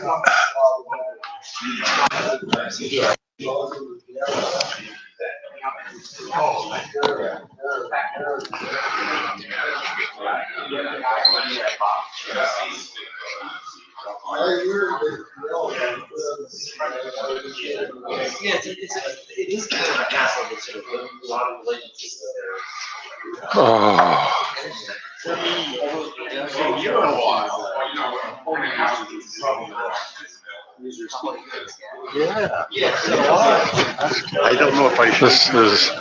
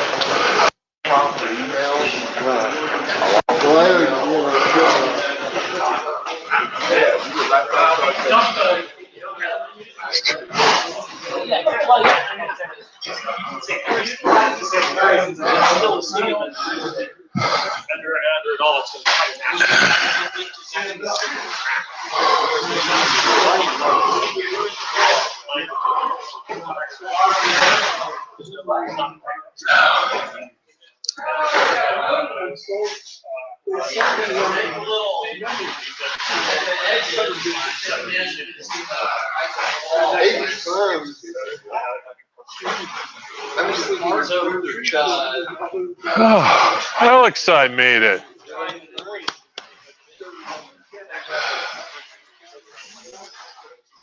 You're not at Intel anymore, are you? Oh, really? Yeah. Huh? How about you? I'm at Cadence. Cadence Design Systems. The ones what I'm working on is a design verifier. Basically, what it is, it's a just big, gigantic FPGA. Oh, I see. It's like. And then you put in your. That's what. Yeah, that is. I'm working on Palladium. Yeah, I'm doing. There's link calibration that I've just finished. Oh, I see. Across the board. No. Across it's literally between. Between devices. Propagation delay is that important? On a board, yes, yes, on a board. Yeah, being able, yeah. Ultra scale, silence. Oh, it's that part I don't know. Well, I can't say, but yeah, I've just completed that. It's a mess, let me tell you. Yeah, I can imagine. Yeah. Yeah, I just they're using C++ compiler to compile C, and I've had to, well, the thing is, I've had to kind of like twist a few arms to say, let's start using some C++ concepts here, No. classes and things like that. Just see. Well, I did that. It even got. I mean, their make files are not that well put together, and yeah, and I've got to get that squared away. I even was able to convince them to let me use a command line options. They go, yeah. So it's like on the line, my program name. I can go put an option here, option here. I even have it where I said, look, I can even do, because you have several of these chips that you want to train links on. You can put individual numbers or you can put ranges together on there, and they go, what? It's like, I was like 2 jobs before. I was working on where I introduced to the company make files. They were using shell scripts. I even introduced remote debugging. That maybe it was a mistake, because once they get the make, they will start doing all make, and that's No. You don't understand. They were going. I said, this doesn't make any sense. Yeah, and it's just like. Yeah, it's other way around. Yeah, Just yeah. other way around. And the other one I was working on, I was working with a bunch of millennials. Oh, okay. Holy God. They always looked at me like, you sure know a lot. I didn't let them know on that, I'm pushing 65. They thought I was like late 40s, but there's still an old guy. And, are you sure you know what you're doing? It's like, yes. Because, I mean, they made me do some of the most cockamamie stuff, and I just kind of. I work with a bunch of millennials too. I work with Sci-Fi. Sci-Fi? Yes. Yeah? It is Five. You know what is Five? No, I've never heard it. New processor. Oh, new processor. Yes, new processor. Oh, okay, yes. Okay, you got to leave. Talk to you later, Alex. Everybody not signed the lunch form. It'll be in the back of the room.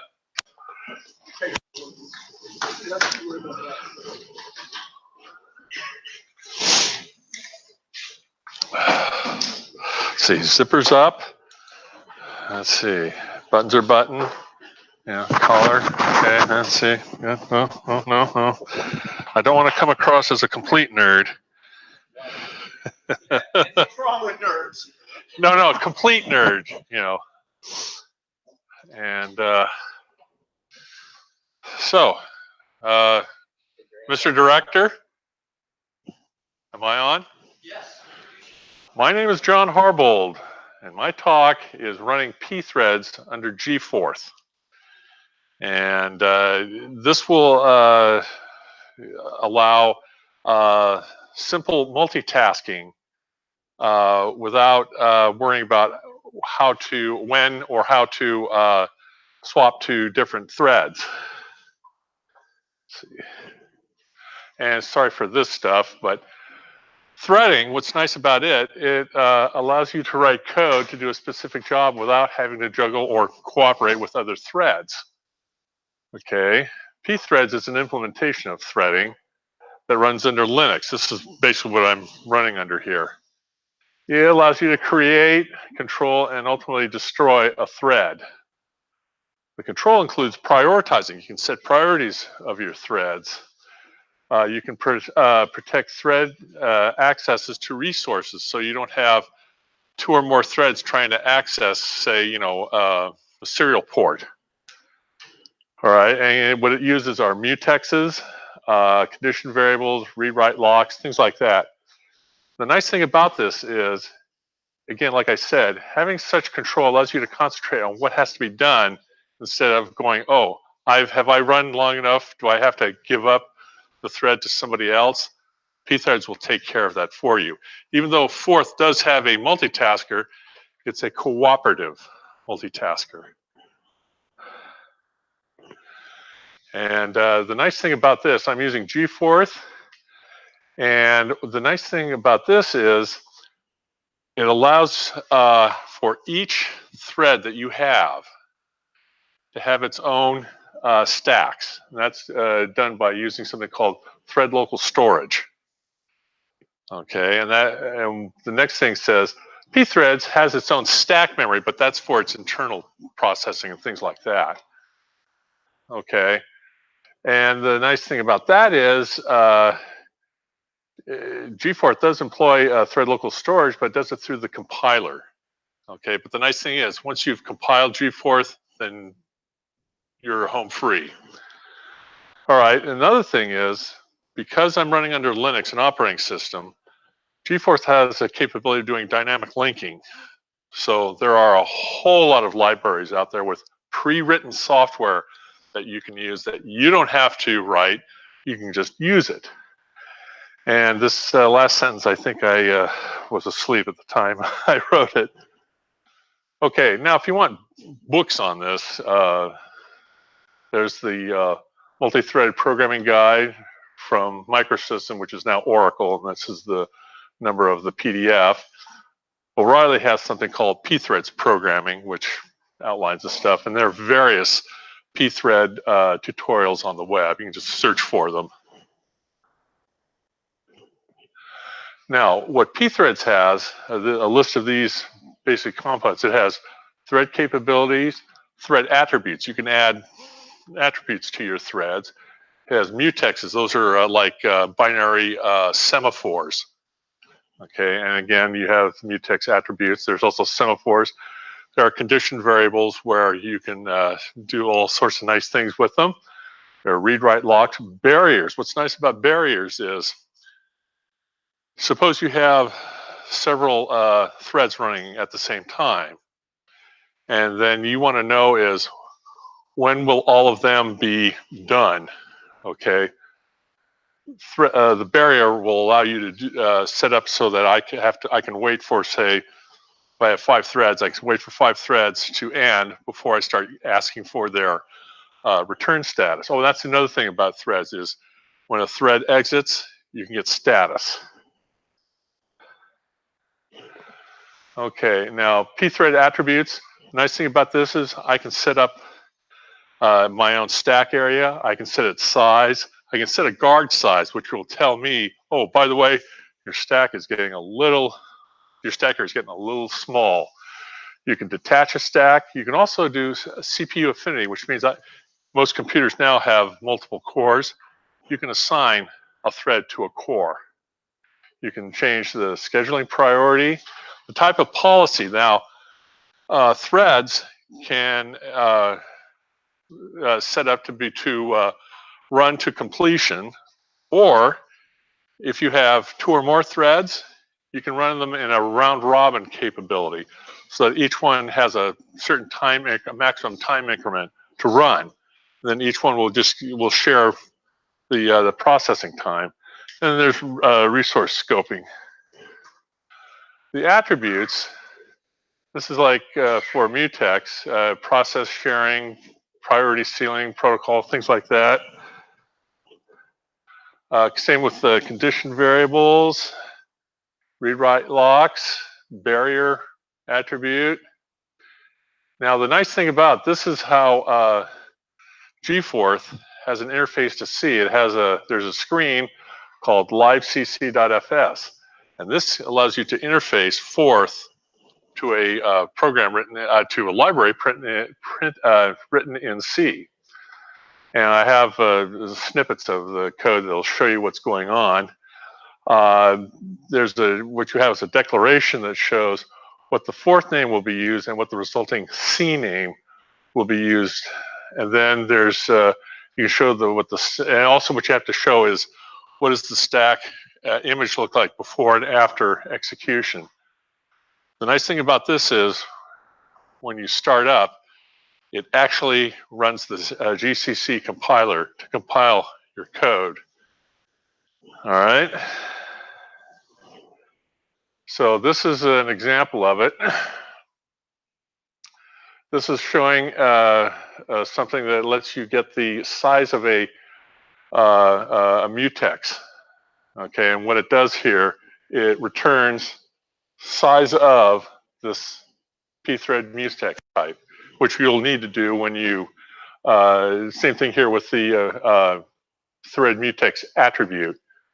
Okay, this is the C function right here that says, this is your fourth word that you're going to use. This is the C function that's going to be used. You don't put anything on the stack, and what it does, it returns a number, which will be your size. Okay. Now this thing, you're saying, okay, I want to create a mutex attribute variable. Well, you give it a name. This guy then puts the size of the mutex on there, creates a buffer, and I'm sorry I don't have the, I can show you it later, but buffer is the one that will go out and create the buffer and allocate space in the Gforth dictionary for this pthread attribute. And the way you usually use these things is, before I kill myself, is I have the name of the thing I want. I said, okay, here, let's execute this, and there will be a return value, 0. Then, obviously, in this case, the mutex will be created. If not, it will error out, but it will also give you a reason why it did. Okay. Okay, that's just another example of that.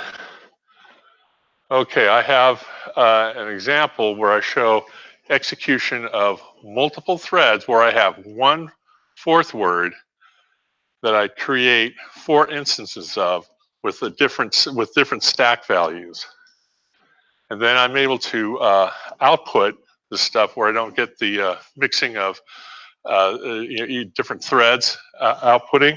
I use a mutex. Let's see. All right. In fact, I can show you the code.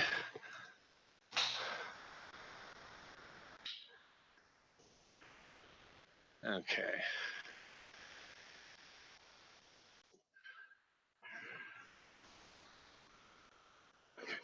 This code right here,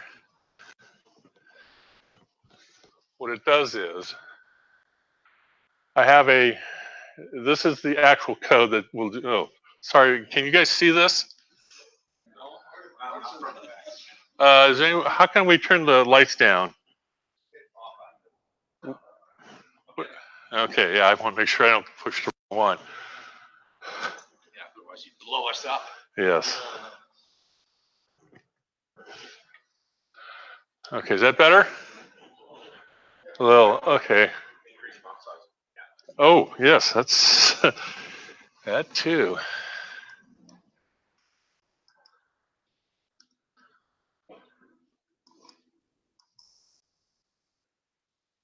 There we go.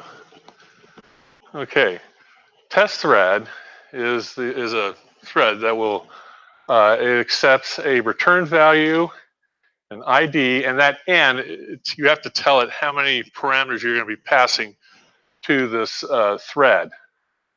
And what it returns is a thread ID. Okay, and the first thing we do is we set up the stack sizes for the data, return, floating, and local stacks. We create the thread, and then we do all this other nice stuff. And we come down to this loop. And you can see one thing that it does is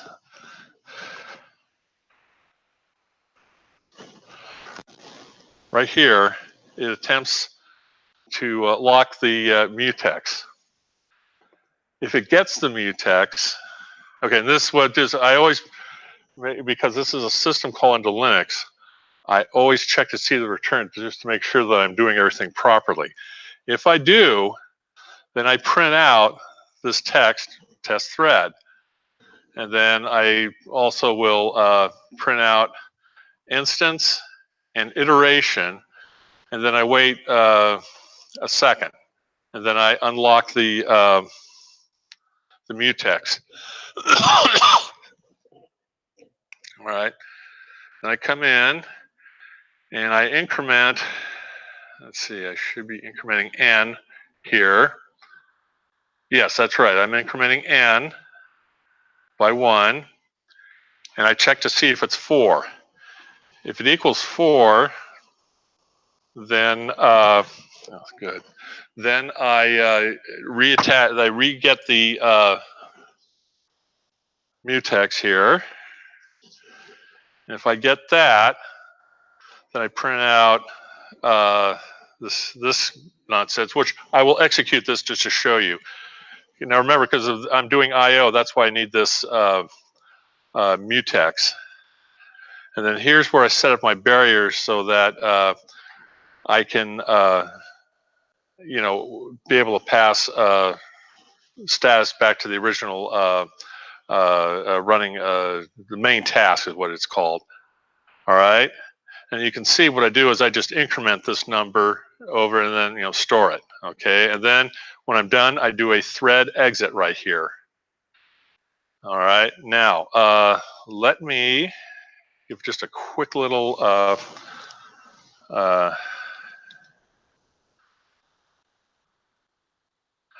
okay, this is the name of the thread. All right. As you can see,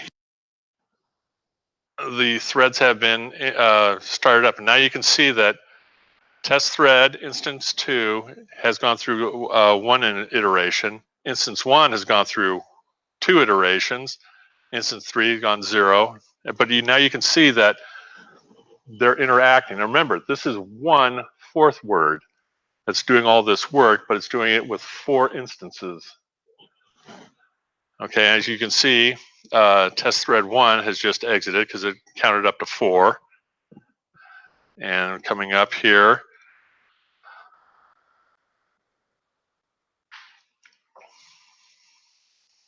see, we're going along just fine. So you can see when it reaches 4, when a thread reaches 4, then it'll exit. There, test 3 just exited. Test 2, and then got it. Now you can see here at the bottom, you can see I was able to get return status because I was waiting for all 4 of these threads to exit. And once they've exited, I can get the stuff and then I'm done. So, where am I?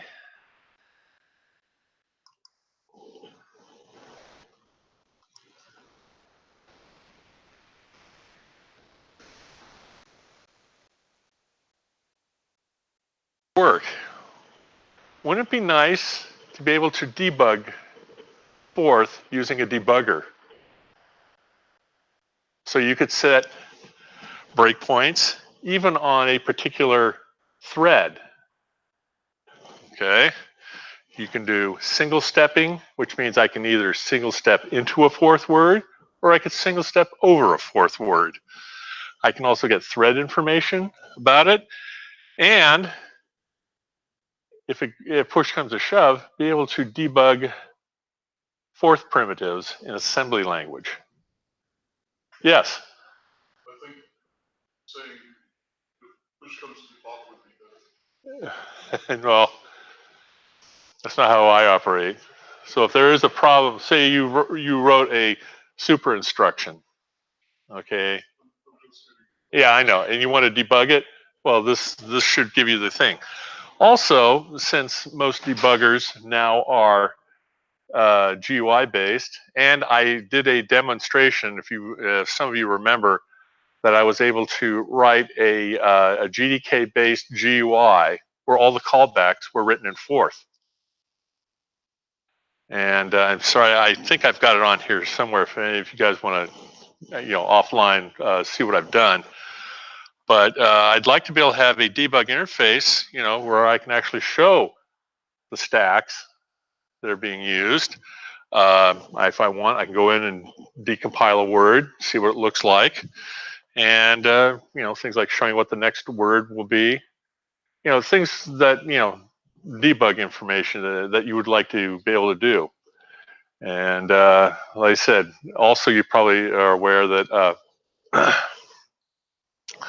when I get the time, probably after I've said hasta la vista, Silicon Valley, I can concentrate on that, where I can take a real-time operating system, marry Gforth to it, because I've got the lib, got the dynamic linking.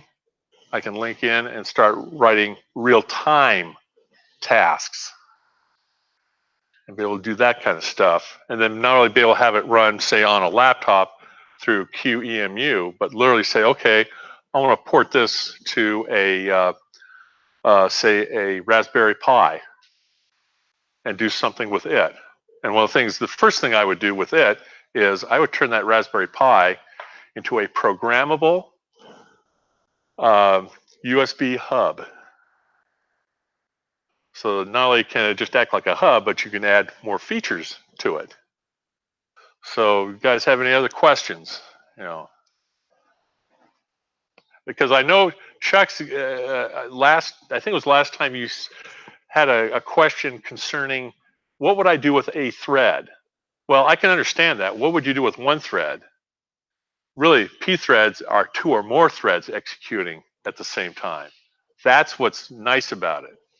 And they can be independent of one another so that you don't have to worry about, you know, how am I going to do the switching? Pthreads will take care of it. Yes. Okay. All right. If you could just walk over to where he is so that the interwebs can hear his question. Oh. What? Be like, Oh, is he up or is he questioning?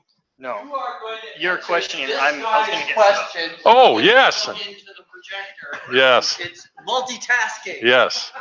When you create a Hey, guys.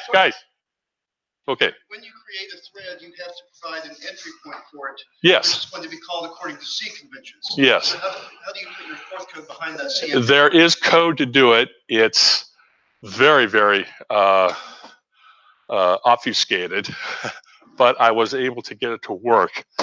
It's in the thing, but I need to. The CC line. Well, no, this is actually, you have to move stacks around. It's a lot of copying and things like that. But yes, I took some existing stuff that they had in Gforth and put it into so we could do Gforth, so I could expand out and use Pthreads. Right, but yes, all these functions, all these calls, and that includes scheduling, actually work. I actually not exhaustively tested it, but I actually just did some very simple tests, and they do work. Yes. Yes. Okay. So now make sure you don't hold this thing in your hand, okay? Yes, I've gathered. All right, it's really thick because I don't think people are going to understand what you're saying. Well, we did not understand what the hell he's saying anyway. Not a guarantee.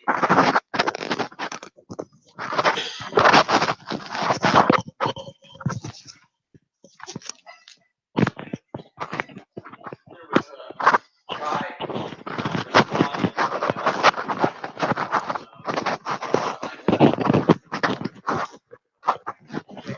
the bag for Forth Incorporated because I feel that Chuck Moore, the originator of the Forth computer language, the inventor of the Forth computer language, should be at Forth Day.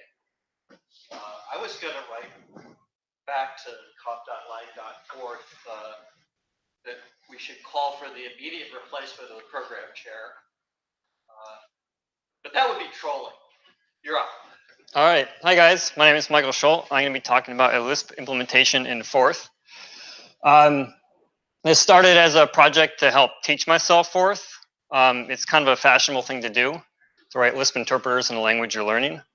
Normally they're not very useful or interesting, but I think this one actually might be, or it is to me, largely because of the way that Forth implements or enables this implementation. So the basic idea is to combine what I like about Lisp with what I like about Forth.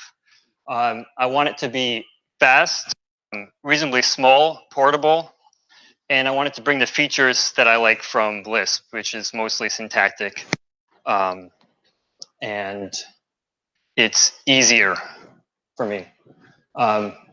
So in case you think this is crazy to run, yeah, and basically I want to run this on microcontrollers, which seems like kind of a crazy thing to do, but we have things like MicroPython now, where we're running Python on microcontrollers. So it might still be crazy, but I think there's a place for it in the world.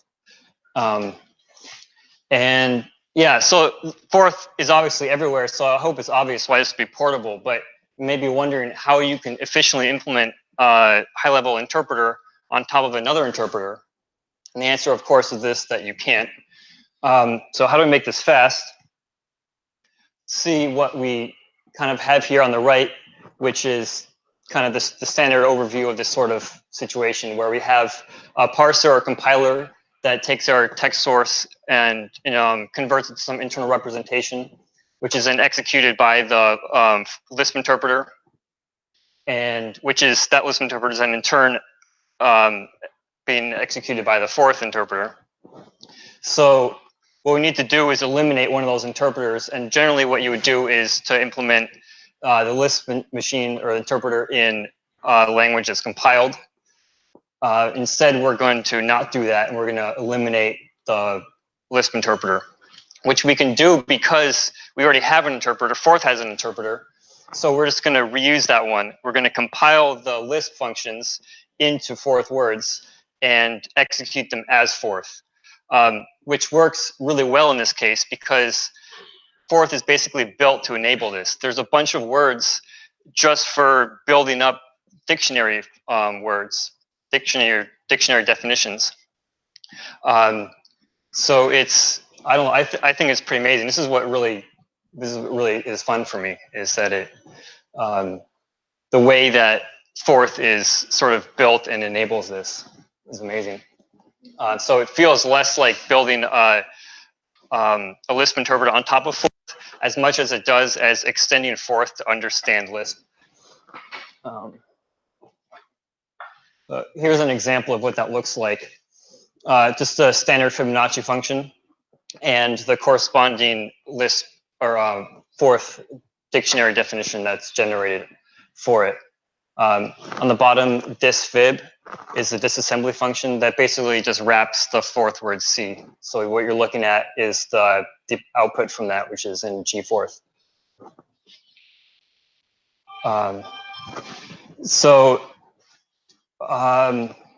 Arguments and local variables are kept on the stack. They are referenced relative to the top of the stack, so there's no stack pointer. I tried that initially, but it was very slow. So we keep track of the stack with for every variable, we keep track of its position on the stack as we're compiling. Every time that we reference it, we generate the corresponding Forth code to access that. So a single variable, as you go through the function, you're going to end up generating different code to access it as its position in the stack changes. And then we're done, we drop everything and return one thing. So yeah, that is potentially pretty quick, I think. In the best case, it's just like Forth. It kind of depends on how well you can, how closely you can sort of match the style of Forth in Lisp, which for most Lisp programmers isn't going to be very well. But it has the potential to be quick, I think. One of the main pain points here is that Lisp has types for everything. And right now, the way this is implemented is keeping the least significant bit, setting that to 1 to indicate that it's a number, and everything else is a pointer to an object. The main point of this is to not have to allocate memory for numbers. This is the current implementation of plus, which shows how you have to untag it and then retag it after you're done. This is kind of slow, but I'd expect this is the sort of thing that you would then implement in assembly. And then at that point, a few additional shifts I don't think is going to matter much. This is macro. Macros in Lisp are executed. They're like functions, but they execute at compile time. They receive unevaluated source and transform it. They basically transform the AST. The result that they return goes back into the AST at that point. This is a standard Lisp function, doList, that iterates over Lisp. It basically takes your specification for this the list iteration, and transforms it into an AST in terms of the while, in terms of a while loop. That while loop is that while primitive is itself implemented in Lisp using this def code construct. This is a Railist specific thing. It's def code kind of acts like a macro, except that instead of transforming the source, it takes the source and compiles it into the fourth word. So it adds to the current word that's being compiled. Of course, we can interactively work with this. If you start up with Gforth Railist without a function name, it's going to drop into the REPL automatically. Here we define a test print list function that uses the doList macro that we defined earlier. We can disassemble that, see what the fourth looks like. And then here we construct a list and pass that to it. You can see what it prints out. You can call quit, which is like the Lisp word, drops you into the Lisp prompt. Then we exit. If you download this and try it out, it probably won't work unless you use Emacs shell, eLisp, or the E shell, because this is where I happened to develop it all. And then I tested out in a regular terminal and it didn't work because I think the line editing or something like that. So yeah. Yeah, so I don't have a lot of time. That's what I'm talking about it now. You can contribute. You're all pre-qualified. It's a lot of fun. This is an opportunity to trick Lisp programmers into writing with Forth, so you should take it. And yeah, if you download it, just beware, this is still a very new project, so there's a lot of bugs, there's a lot of missing features and stuff like this. If you're reading the source and you find something that's looks wrong or dumb, it's because I don't know any better, and this is my first non-trivial Forth program that's not on a green erase processor. So you should let me know, because I don't know any better. And while I've got your attention, there's a few more things. First is that I'm trying to compile a reference of all the Forth chips through history and currently.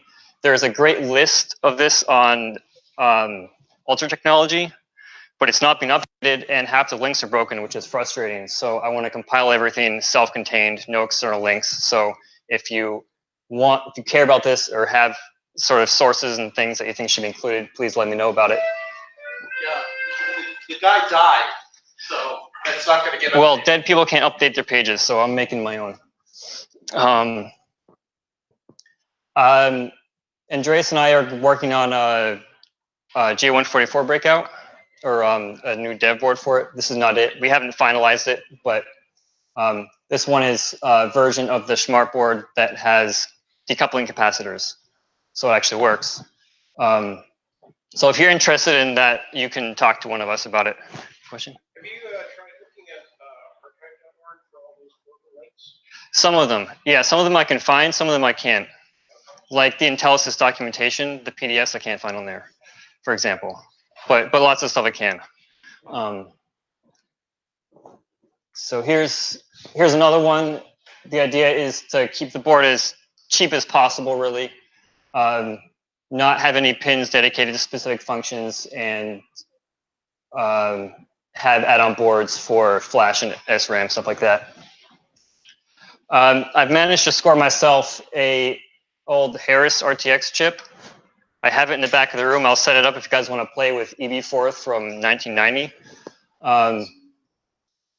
I have ported Phil Koopman's RTX simulator to Linux. So if you like that, you can go check that out.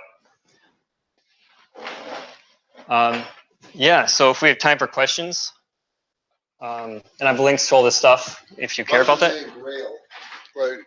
Oh, the name Rail Lisp. There's a few reasons. I think the first is that I was on the train at the time. But I think on the rails, like you're kind of like riding down the metal, like you're low down and you're quick and it's fast and it's efficient. That's how I think of it now. And I like the symmetry, even though it's kind of hard to read. Okay, get over next to him so that the interwebs can hear the question. Okay. Are you being able to write in Lisp and have it being implemented into silicon, into like a fourth chip? Is that the goal there? No. Yeah, I don't understand how that would work at all. But it's just to like to the Lisp. No, to the it compiles into terms of just a generic fourth implementation, Okay, right? so like any fourth implementation, hopefully. Gforth in this case, right? Okay, so you're conning a bunch of Lispers becoming fourthers. Well, potentially, yeah. I mean, it's like, yeah, if they want to make it faster or, you know, do the equivalent of implementing something in C or in assembly, they have to write fourth. All right, so no one's surprised we're running late, so thank you, Mike.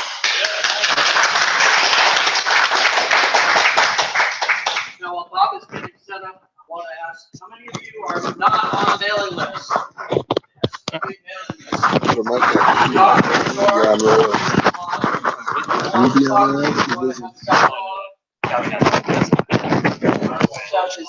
The other reason is that it's ask questions that we won't have time for today.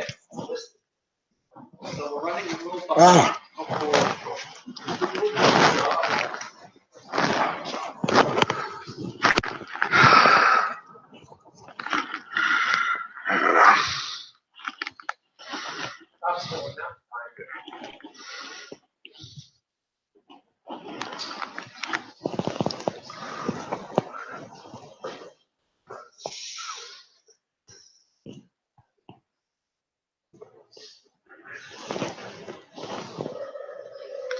There we go.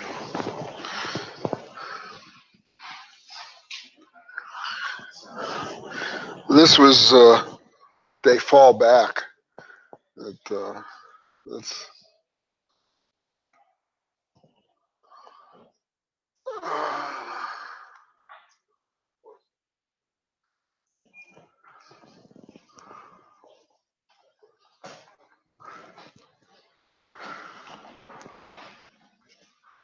whoops. Whoops.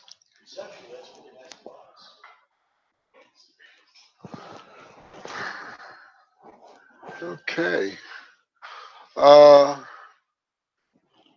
Actually, normally this should come up with, yeah.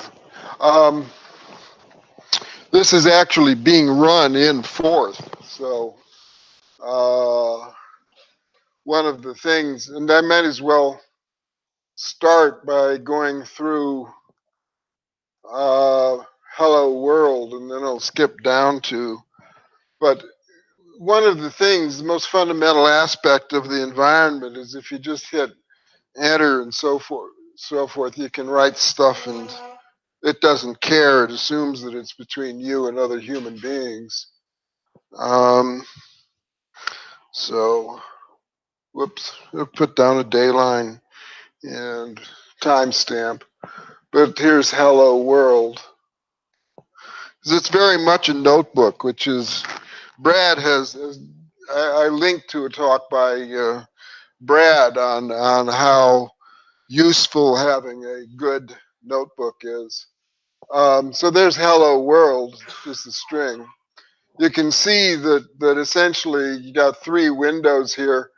I call this text. It's really sort of used as a log. Any result goes there, and state is static. It's just useful lines and so forth. And what I'm doing here, instead of hitting return, I'm hitting F6. Okay, and you can see that it's a list, and this is very much evolved from Ken Iverson's APL via Arthur Whitney's K.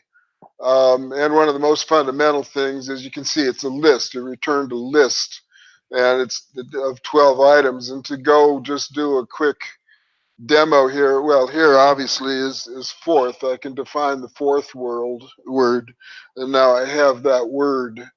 And now I get into some of the APL-ish sort of stuff. This made it 7, a list of 7 strings, 23 long. If I do, I think maybe just for make it clear, I don't want to spend much time on this, but that's 7. And actually, I made a little word because I do it. I use that's whoops.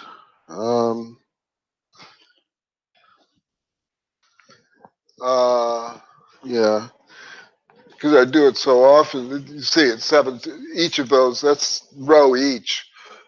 But if I go and I take that and I flip it, and then I click, I went and reversed each of these. This is monadic each. And then I catenated each, and that's a dyadic each. And then if I take those and I reverse them, then catenate that, I now have, except it doesn't show so well because this was really old. Anyway, that's quick. Whoops. Demo, and here, this is what you get when you, except I screwed up the GitHub before, and I need to learn more about GitHub. But this goes through some of the essentials. But one of the things is, let me go, this is what you get when you download, which is actually all my work on things. I just sort of, as I work through things, I go, and where are we? Yeah, this is what I said I'm going to talk about that I put up here the other day. But now here, get down to the real beginning of things.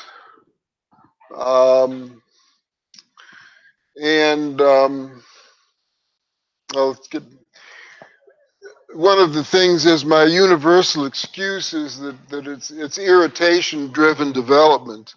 So whenever anything bombs, it's because bombing is not as I write things down that bomb all the time. An overall notion is just having electronic paper where I can either obviously write notes down for myself or execute things. A fundamental notion also very much having this it's the delta of programming or progress per unit time to maximize that for myself. Guy named Sandy Steyer, who's one of the founders of along with Joel Kaplan of 1010 Data, which is totally based in K.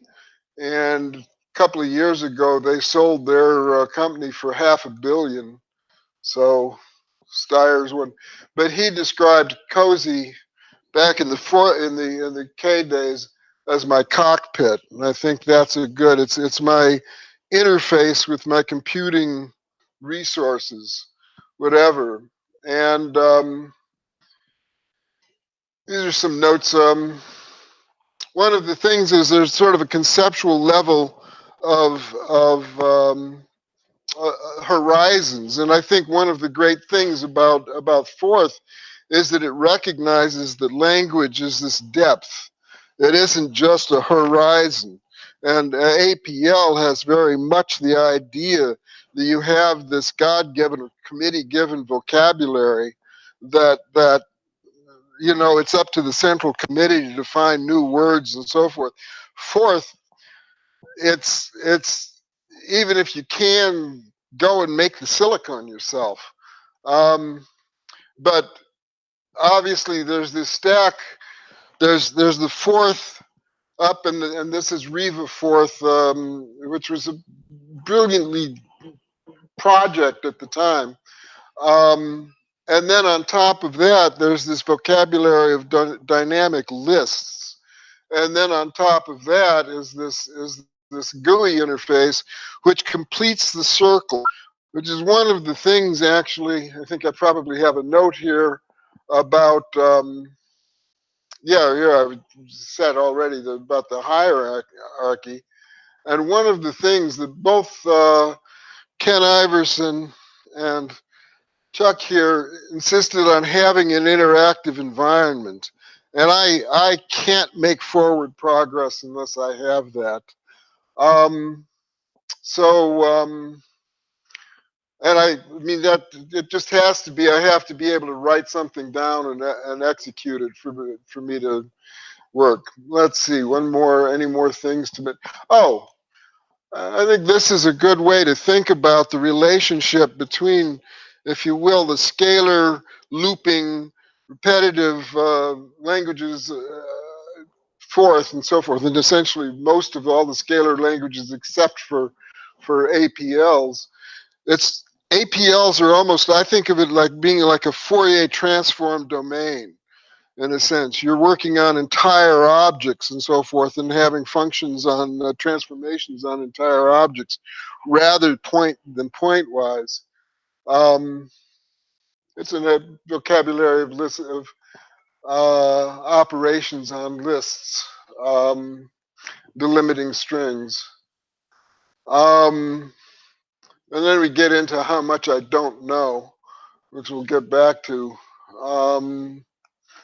But I mean, these are just things that I've written down. Yeah, APL, one of the things is the vocabulary is invariant to size. Anyway, I think that going up to my agenda that I wrote down here,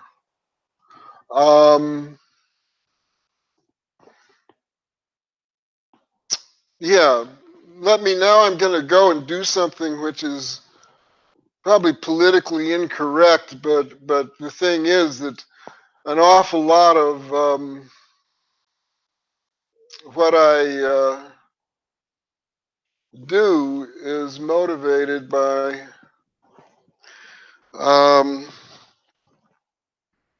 oops, how did that's where I wanted. Ah, that was a wrong.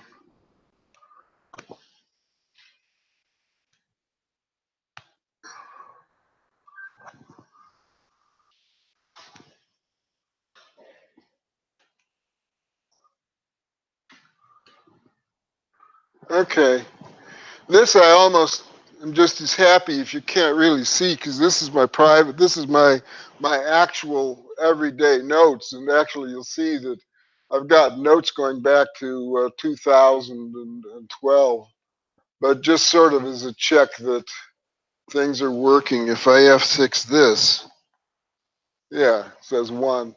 Fine. One of the things to note, I'm hitting enter, so just split that.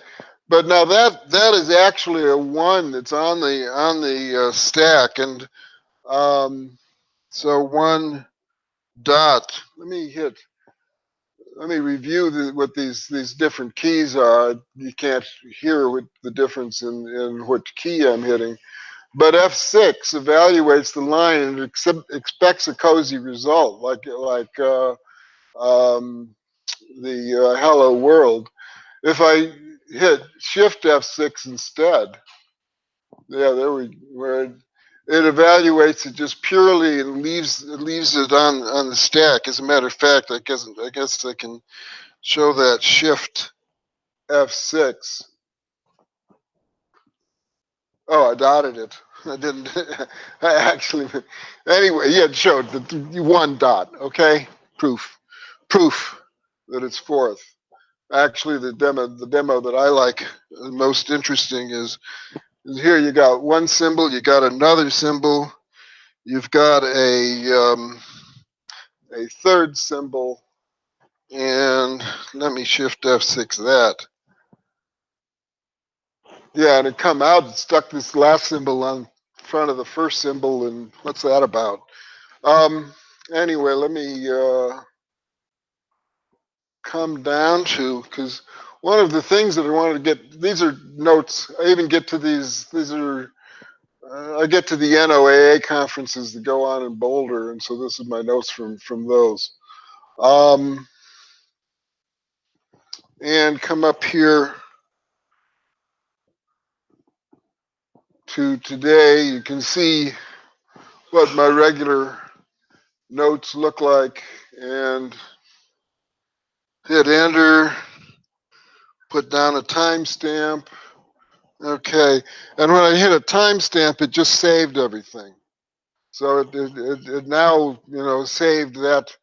What I really wanted to, which touches on the sorts of actions that Ting uses a lot, is you'll see.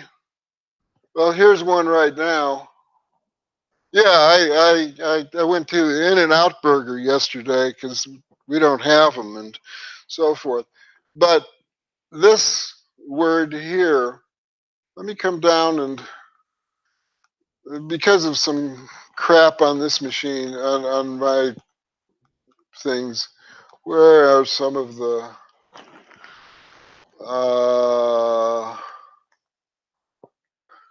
there really is some junk that is around.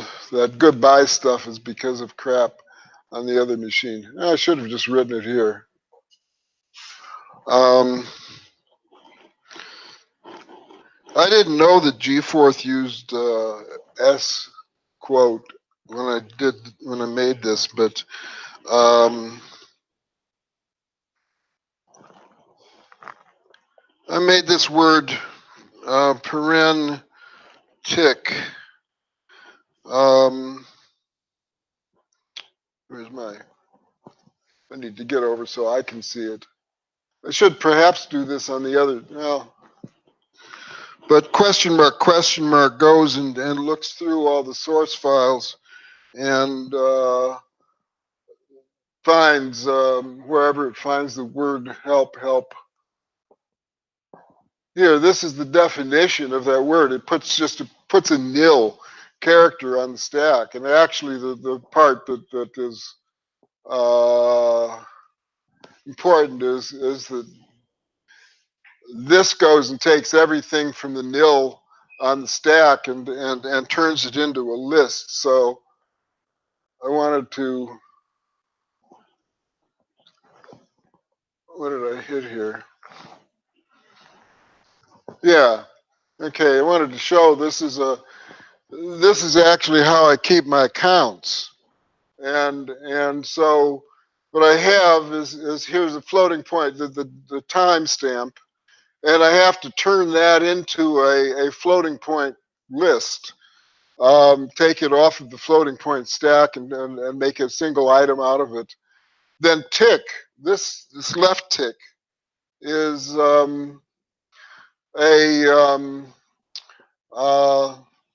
says the next word is a token.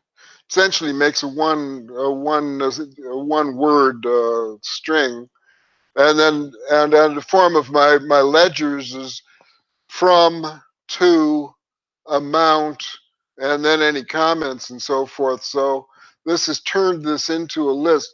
What the paren does is, well, it puts the a nil down on the stack, and then essentially it just executes all of this, and then this goes and gathers everything that's in the stack up to that point and turns it into a list. So we've got a list of let me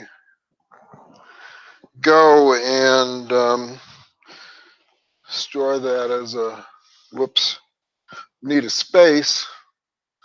T0, and I have some of these words which Sam went through and can go into some detail on that. That saved it just because I want to shift. Yeah, let me go there. That's where I wanted. Okay, T0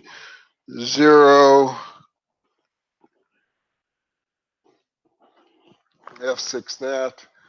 See, it's a 5-item list, and actually, again, I have. Let me do this as an actual thing. Tick that, and do the tick M is do it on each of these items. Do row on each of those items, so you see the length of.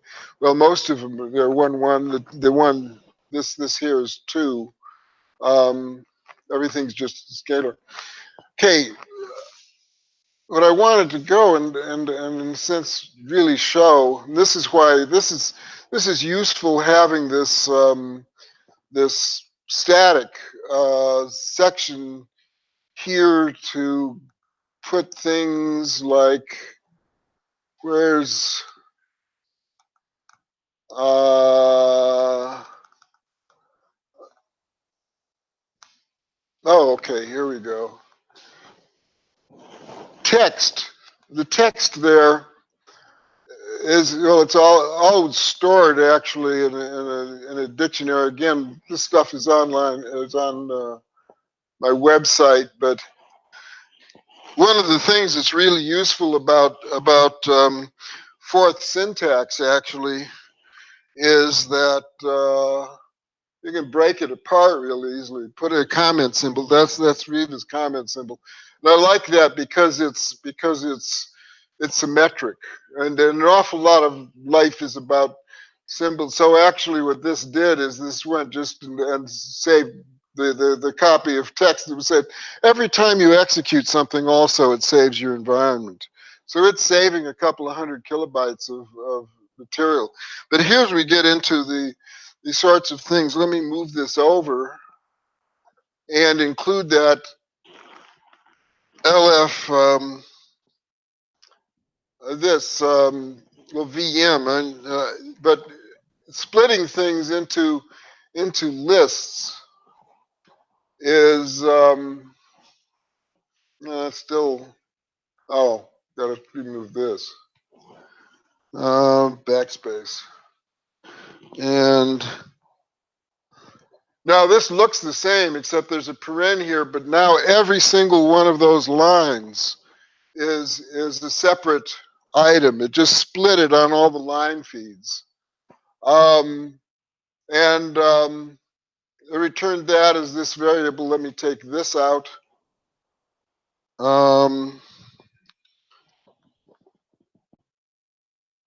Split it here.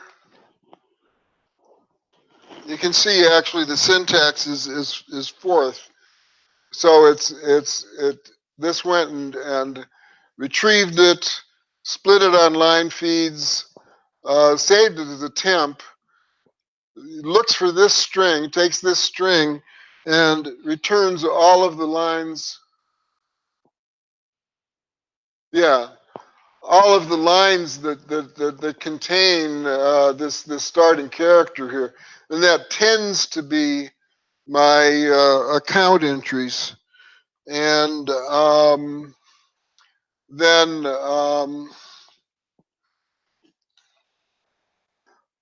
I went and taking that list, and each again of those is a item. There are all of my account entries essentially that are to or from cache and so forth. So enough to go back here and okay. that's actually my demo portion. And a quick demo, and now questions. It was with trepidation that I finally, because I didn't catch it, live, which I try to do, that I got Sam's talk, and I think he really hit some of the really consequential things that make cozy cozy. One is the modulo indexing, which simplifies a tremendous amount and also eliminates any possibility of having arrays going out of bounds or anything like that. It automatically extends items and so forth. And the other thing that he hit on was the fact that in these lists of lists, all of these are dynamically. This is in this demo. I don't know. I probably created and destroyed.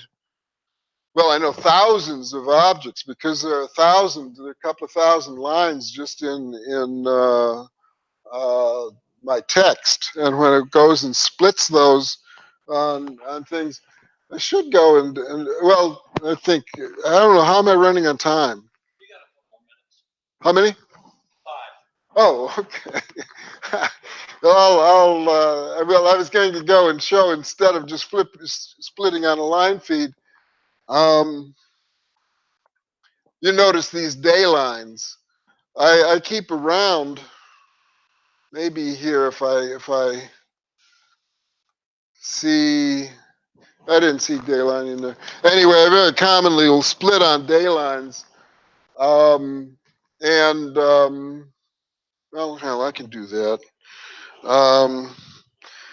Tick TEXT.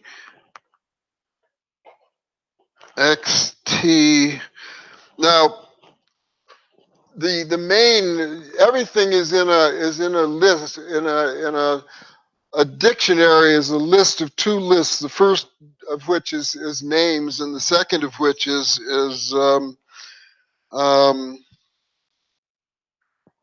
the items. So, oh, how did I get? I better go and split that. Yeah, I just wanted to go F6. Okay, this is why it just did a save before. I must have hit, I obviously wrote something that was wrong. Oh, here, I need to, this is where I am here. So restart. Whoops.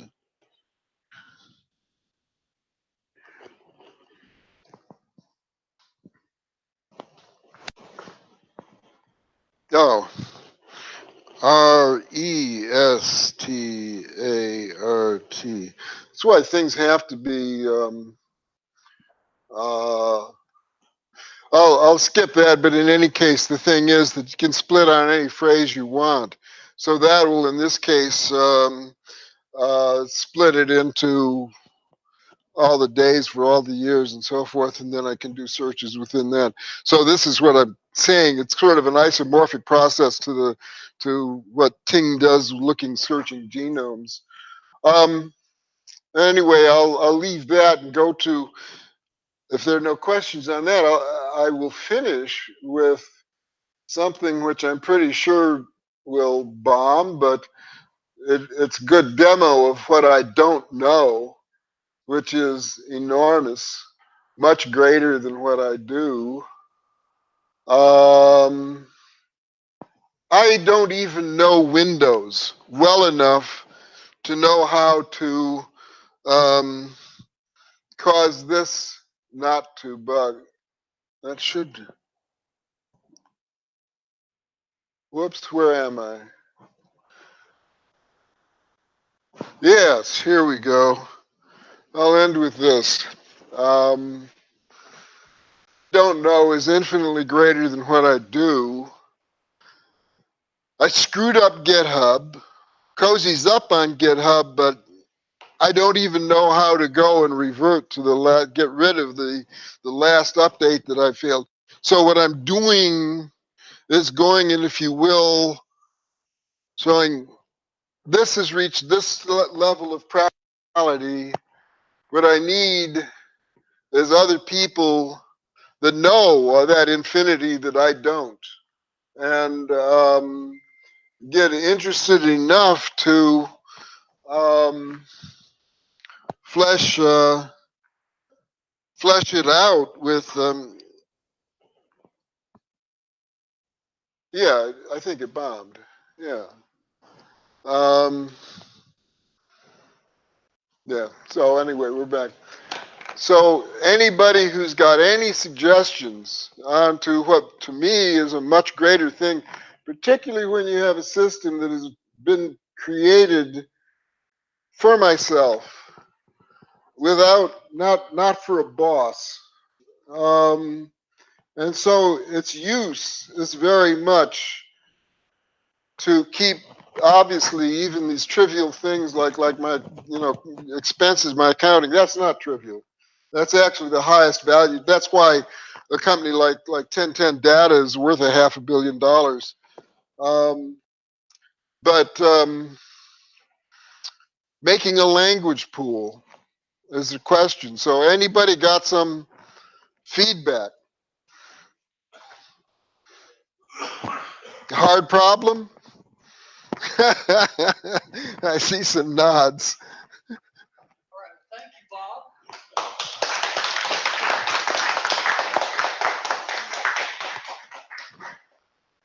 Oh, and I invite you, obviously, to if you know GitHub, I think it'd be quite easy to integrate GitHub with this if you know what you're doing. And so anybody who wants to get online and give me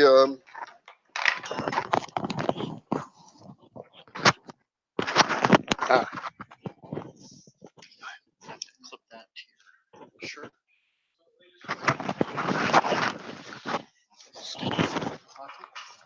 Very good. Let's see. Introduce yourself. Put that there. No, that's good. No, leave it there. All that. Ready to go? Me too. All right. Good morning, Fourth people. I'm Bill Ragsdale, one of the old timers. I think I'm the third oldest person in the room, I think.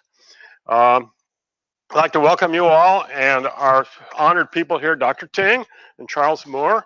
It's delightful to be in your company. This is a summary of secrets and things you didn't know about fourth interest group.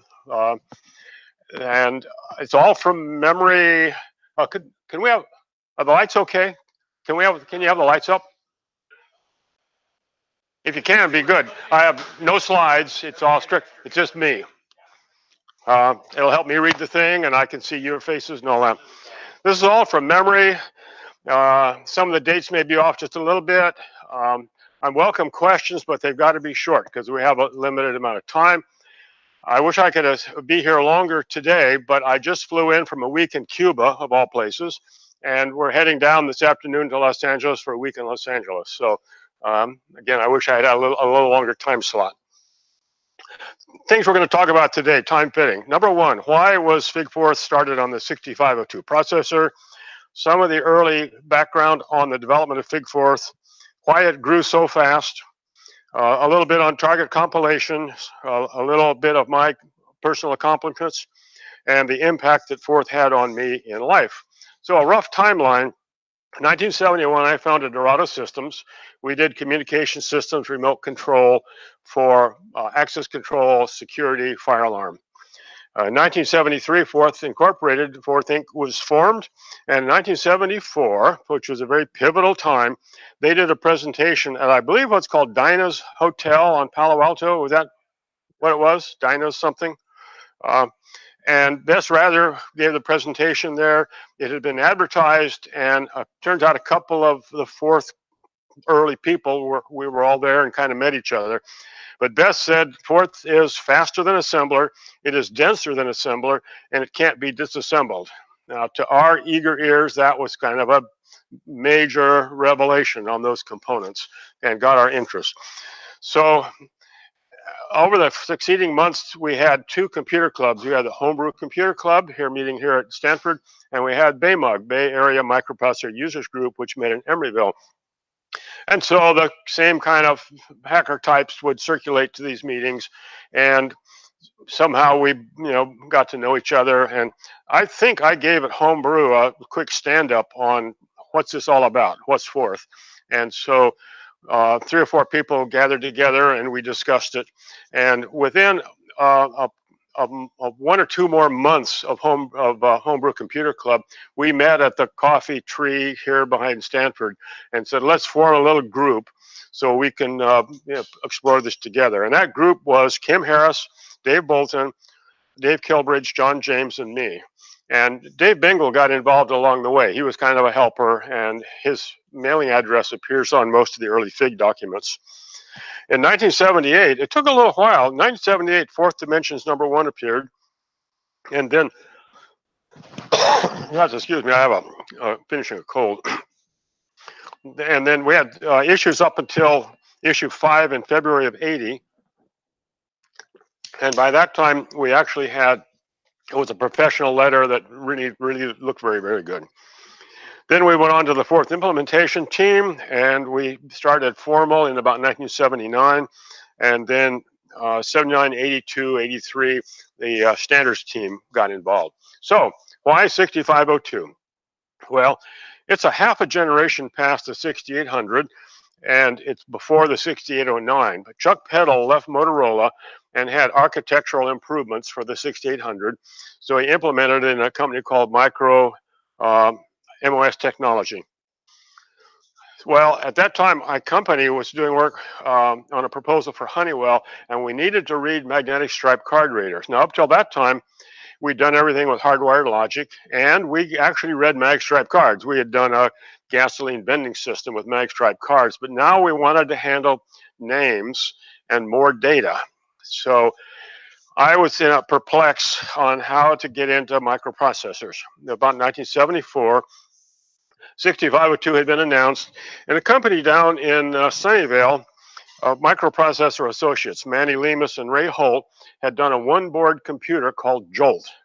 It's about 4 by 6 inches, everything fully operational. It's kind of like an Arduino functionality, except really, really simple. It had a debug monitor on it, a processor, a little bit of RAM, a little bit of ROM. They had a stack, so you could stack on a memory board and stack on a ROM board. So I saw this on like a Thursday, talked to them on Friday. They said, we're getting a chip shipment in tonight. If they're here, you can come get one tomorrow. So I came down the Saturday, got serial number 0, literally serial number 0. Took it back to the company, worked on it Saturday. We had an ASR 33 teletype. We had to make a current loop adapter, got the teletype working. And so by Sunday, I was getting it to give me a prompt on the teletype. All the work for about the next 8 or 10 months was done on punch paper tape using ASR. The monitor they had in here was very, very functional, flexible. It would synchronize at any baud rate that you connected to on a terminal, and it also had a parallel port that was timed for a high-speed paper tape reader. So ultimately, we went to a high-speed paper tape reader, and it was about a year before we ever got a disk drive interface to it. So the key thing on this Microcomputer Associates was they offered an assembler for the product, because up till then, everything, either you needed a $6,000 development system or you hand assemble the code. So I pestered them, and so I got version 1 of the assembler. Fantastic product, unbelievable product. In 2K of bytes, 2K of memory, it was a 1-pass assembler that would handle forward references, and it would generate a sorted symbol table. So it was a blessed miracle, but it was buggy. So then they said, okay, 2 weeks later, we got the next beta version, and then 2 weeks later came the next version, and it still was hiccuped, buggy. And then the programmer quit, because he said, you gave me 25,000, I've burned the 25,000, I've done 3 issues, I'm out of here. So now I had a problem. So I'm in a good dialogue with these guys. and they say, well, you know, we have another fella out there, Bob Seltzer, Major Bob Seltzer. He works at some 3-letter organization with the military, and he also is agitated about the assembler. So I linked up with him, and so he and I ping pong back and forth. We disassembled the assembler by hand, found and fixed whatever needed to be fixed, and we finally got the 4th generation of it running. And I guess we donated it back to Microprocessor Associates. So I got to know Bob Seltzer, and now we had an assembler in ROM, 2K ROM that would assemble, chugging along from an ASR33 teletype.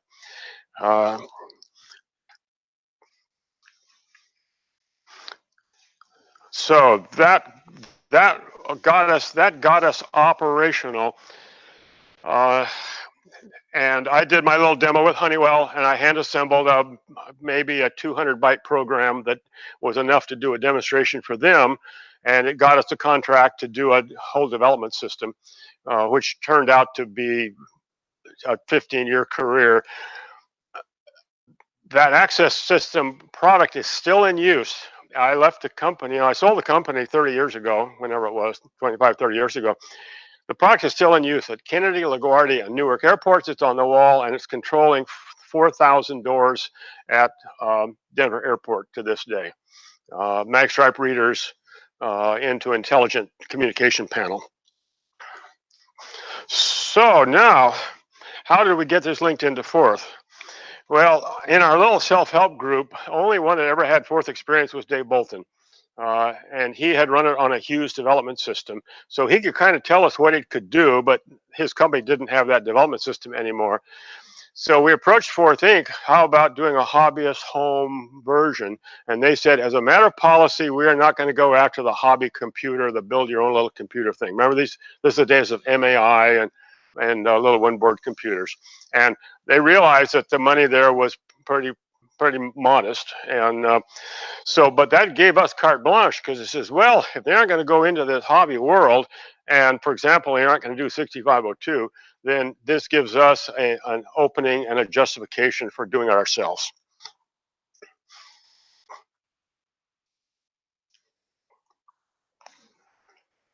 Okay, so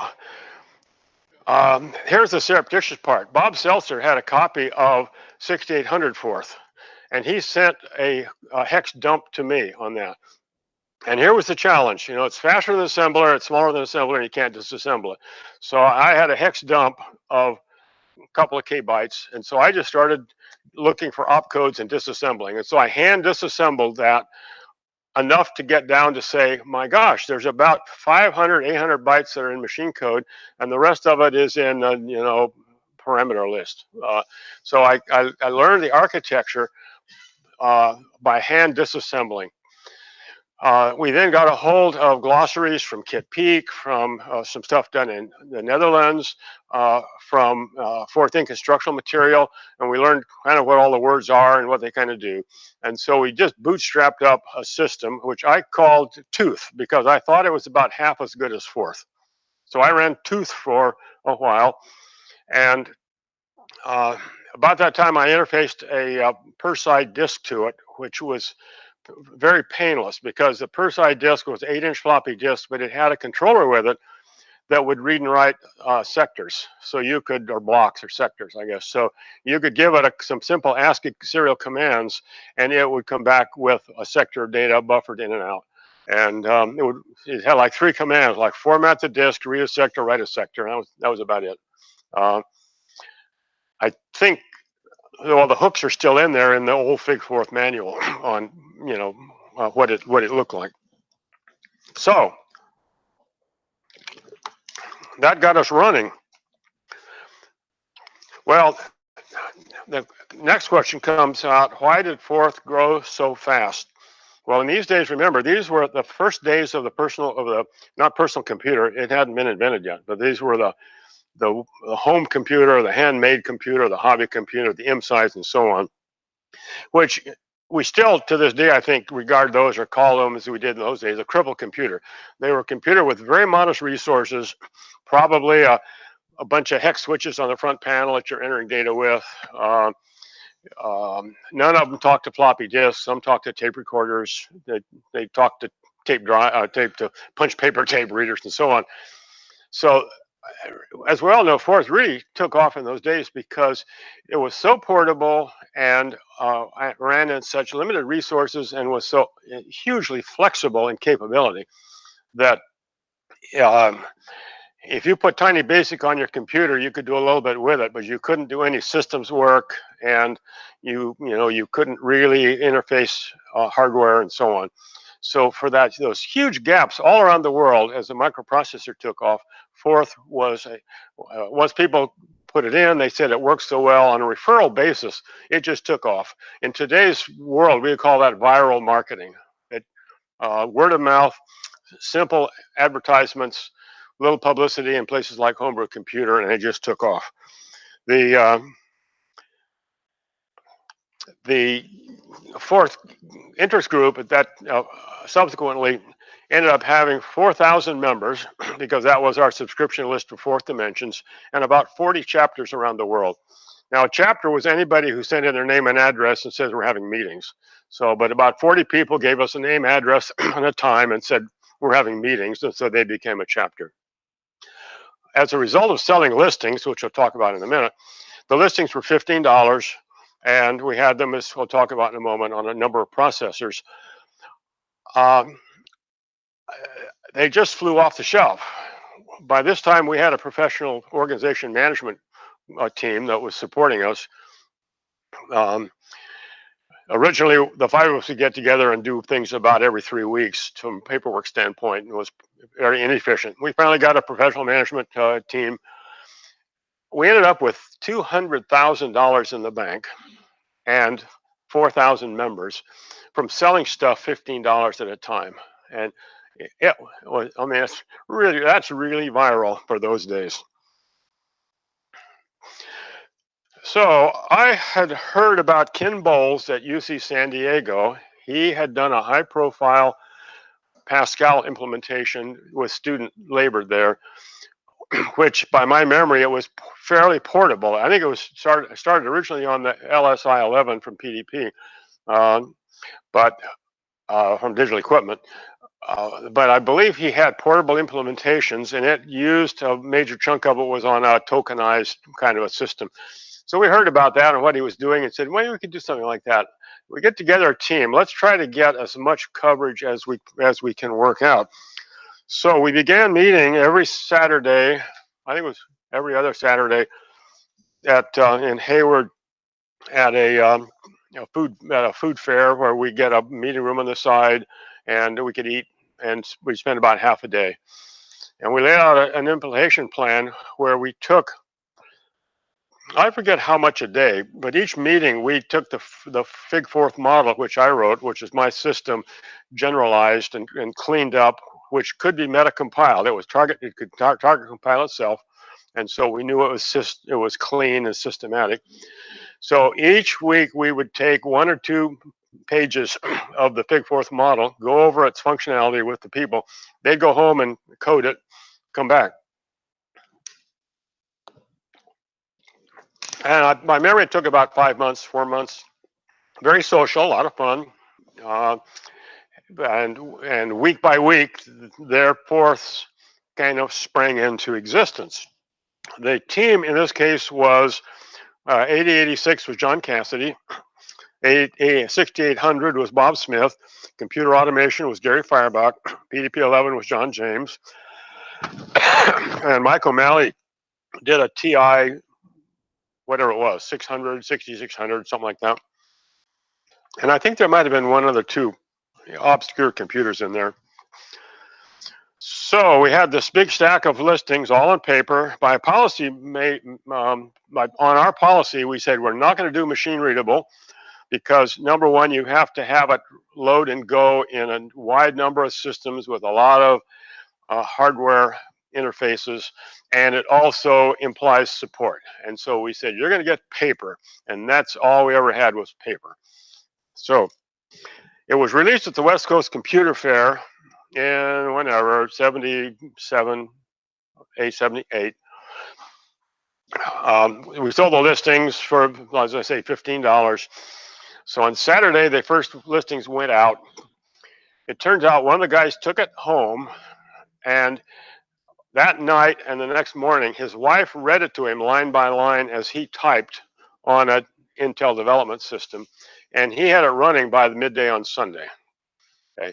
The next one was Dwight Elvey. Dwight took it back to Santa Cruz.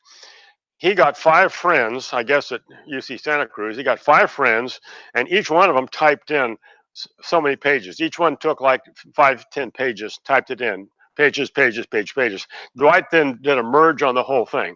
So he had it going by Sunday evening. And we have a report on a third fellow who got it going.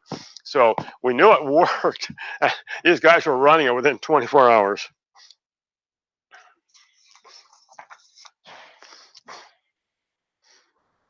So very good. So that's the genesis of how FIG got into gear, how things really started to click. Along the way, then we did other things which you're all familiar with. Bob Reiling was the co-owner of the West Coast Computer Fair for the first 3 episodes with, who's the other guy?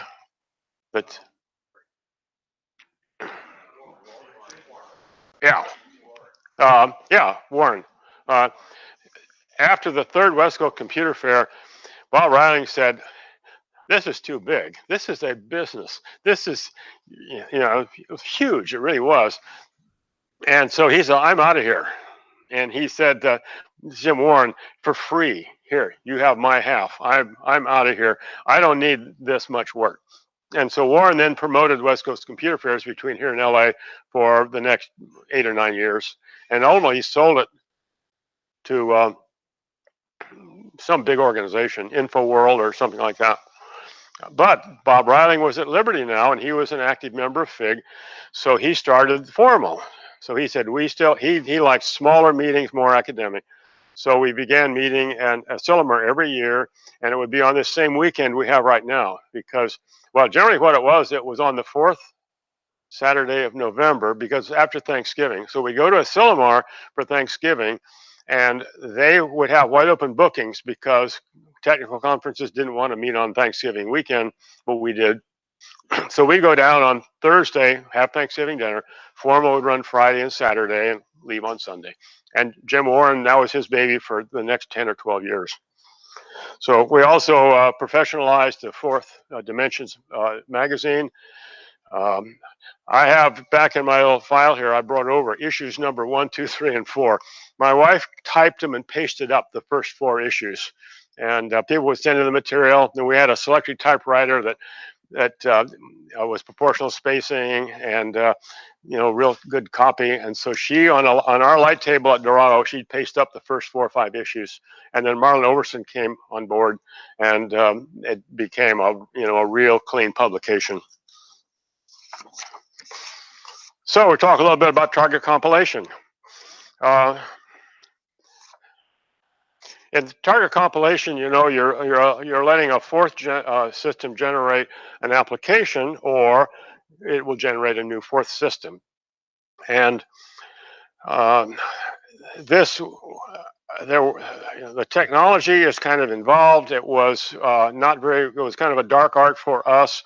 The one that I did for mine was really very simple. It basically is trying to say, how do I generate byte for byte the image of what I need? You'll see in the Gforth listings, there are some symbols like at v and store v. It's at virtual, store virtual. So it's a way where during the compilation process, I could actually poke stuff into the image that was being developed. In addition, there's a page of forward references where it would say 7th byte in XYZ store. So it would patch forward references. And so there was no exotic structures, little intelligence, but it was clean, simple. And so then I would compile a 4th into ROM, which I ran at work, and it could regenerate itself. So I nicknamed this Ultra. Do we know the significance of the name Ultra? No, we don't. You have not done your homework. This is the code name for the intelligence from World War II of the Enigma decryption. So all the stuff that went on Churchill's desk was marked Ultra, and that was the decrypted German communications from Bletchley Park. And so it was used only at Dorado Systems, and I did sell or provide two copies. The first copy went to John Draper. Are we all familiar with John Draper? Captain Crunch. Okay, so John was on parole. John was in jail in Oakland, where they'd revoked his parole. He found out he could get on work furlough if he had a job. So he went to Bill Baker and said, I'm going to develop a word processor for the Apple II computer. And so they rented an office for him about 6 blocks from the jail. So he could get up in the morning, eat breakfast, go to the office, go back to jail. And he did a hack version of a word processor using Gforth, plain vanilla. But the Forth system had to go with the application, and it was, and had to recompile every time, and it was messy and so on. So he came to me and he said, I need a target compiler to productize this. Well, I said, okay. I said, but I don't have an Apple II computer, and I'd like to help you on this. So the deal was, he gave me an Apple II computer, and I gave him the target compiler. So that's how I got my Apple II, and I needed that to be able to put it on the Apple and make sure everything was right. So that was copy number 1 that went out. Draper put out Easy Writer. It was the first word processor for the Apple. It was kind of flaky, not all that good, but he was early mover advantage. He ran on that with Easy Writer for a year and a half, somewhere in that range. At the peak end of its lifetime, his royalties were $30,000 a month. He had a Mercedes-Benz, and he had a second home in Hawaii. Okay, so he went viral. The program, though, was kind of, really wasn't that good, but it was there. But the company then did a second generation with somebody else, and his royalties went from $30,000 a month to nothing in about 3 months, because the other version came out on the market. And anyway, maybe there's time we'll tell more stories about John Draper. The second version went out to Atari. In these days, we were having standards meetings, and the Dutch were very involved. Hans Nieuwenhuizen would come over here. He's a professor from Utrecht that was involved with Forth on telescope work from early days on a Varian something or other. The second system that I sold went to Atari for $1,000, and they gave the money to Hans Nieuwenhuizen, and that subsidized his trip and his travel and so on. So that was that. We're doing really well. So I'd like to touch on some of the success elements that made this all happen. One of them was the fact that I had an office. I owned the company and had a small staff. Had 20 people or so, but I had administrative staff, so we could get things done behind the scenes by having staff do it. So we could do mailing lists and send stuff out, and the FIG met at our office for a number of meetings. So it kind of bootstrapped up just by having that support capability. So I did the Gforth model, and then the next thing I ran into, well, a couple of years later, but I regarded vocabularies as kind of a rub. Vocabularies were kind of irritating. They determine the search order, and they also determine where compilation is going to end up. With the Forth Inc. approach was really, they used a simple static linking, and if you didn't like the linking that was on there, then forget a bunch of stuff and then relink and rewrite, so you could just dynamically forget a bunch of the system and come back. Or actually, they didn't have to forget; they would just recompile. And during an application, they would recompile and change the linking around. But it was static and very inflexible. So I said, well, how can we cure that? And I thought, well, what's better than using a stack? So I said, let's do a vocabulary stack. And so I came up with the first with the word only, which cuts the entire system down to about 5 words. And the 5 words are just there to support the vocabulary stack. And that's the core of being able to run it. You can't do anything at that point. When you say only, it can't do anything except set up the vocabulary stack. Then every time you execute a vocabulary name, it puts its address onto the vocabulary stack destructively. It just takes the top item on the vocabulary stack, puts its address on there, and then it's the top of the search order. And then the next word was also. What also does is it pushes the stack down. So and so the stack was what you call, I guess, a sticky stack. That the top thing on the stack is there and replace until you push it manually. And that's a Dave Bolton idea. You know, I don't quite know where it came from, but Dave Bolton came to me sometime later and said, "Oh, by the way, I told you all about that." And so I said, "Okay, Dave, that's good. Thank you." So that was really. I announced it, or I presented it formal in about 1984, I think, 84, 85. And at the same formal, I actually had another idea, which I was very fond of too, and I hoped it would catch on, and it was a big yawn. It just absolutely nothing happened with it. And that was, well, in those days it was called Bill's Does. The Bill's Does words define defining words. And my approach, they're messy to target compile. So my approach was, well, the old approach was you create a defining word and then you give it the execution sequence that it's going to assign to the new word. And I said, to me, that's backwards. I want to go reverse Polish. So I said, I'm going to put the runtime portion first, and then I'm going to put the defining word part second. So the runtime portion is does, and so I have does forward bracket, and then you put down the code the new word is going to do, and the does word leaves its execution address on the stack. Very Forth-like.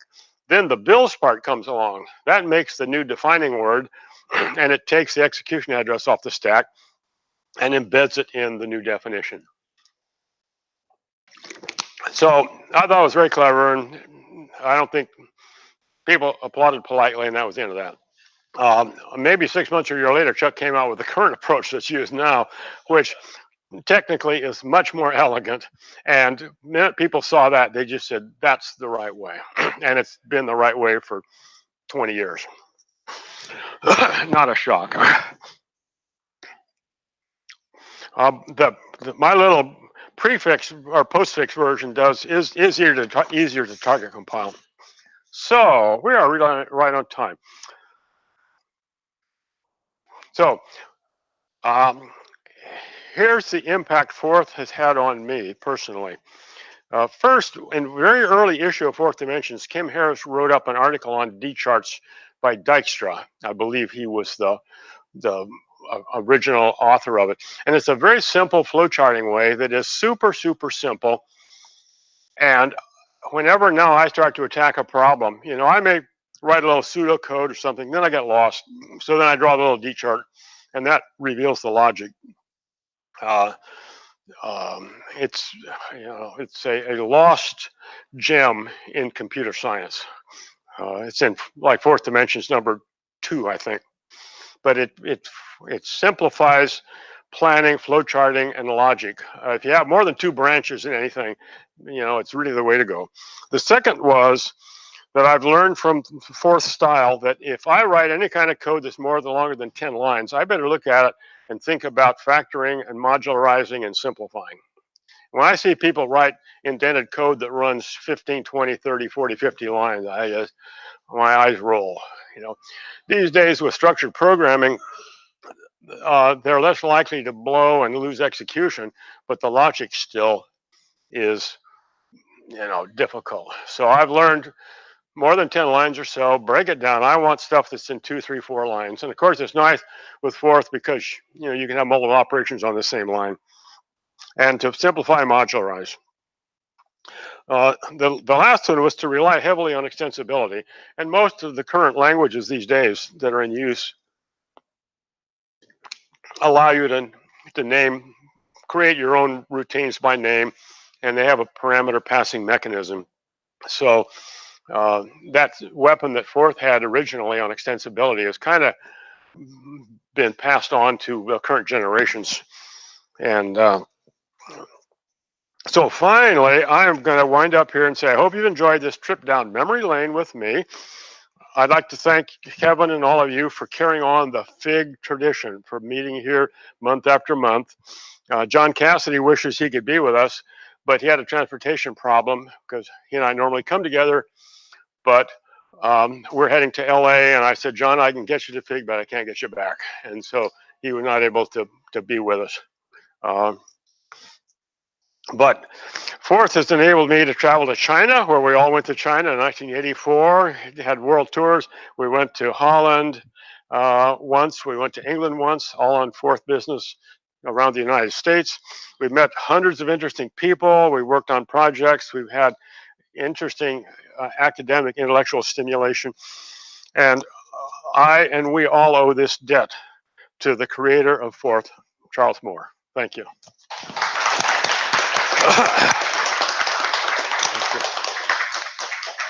One question. Oh.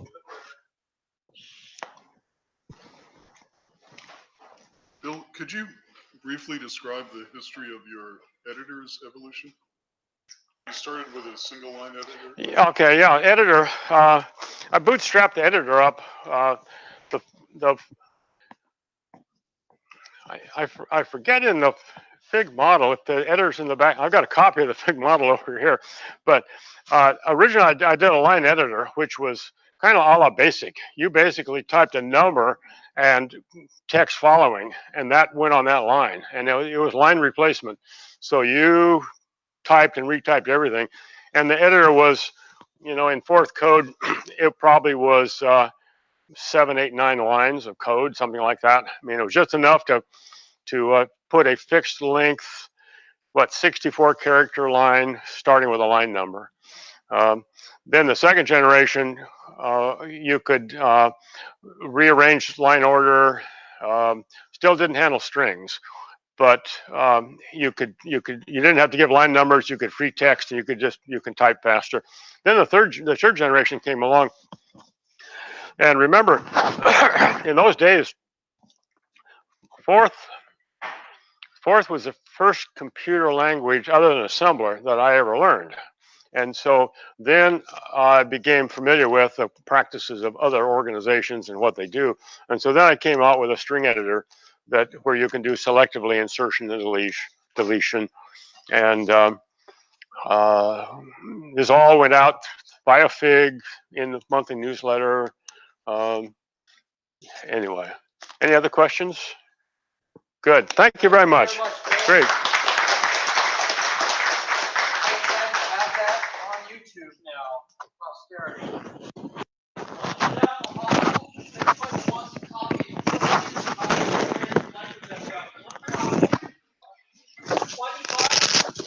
the author's here.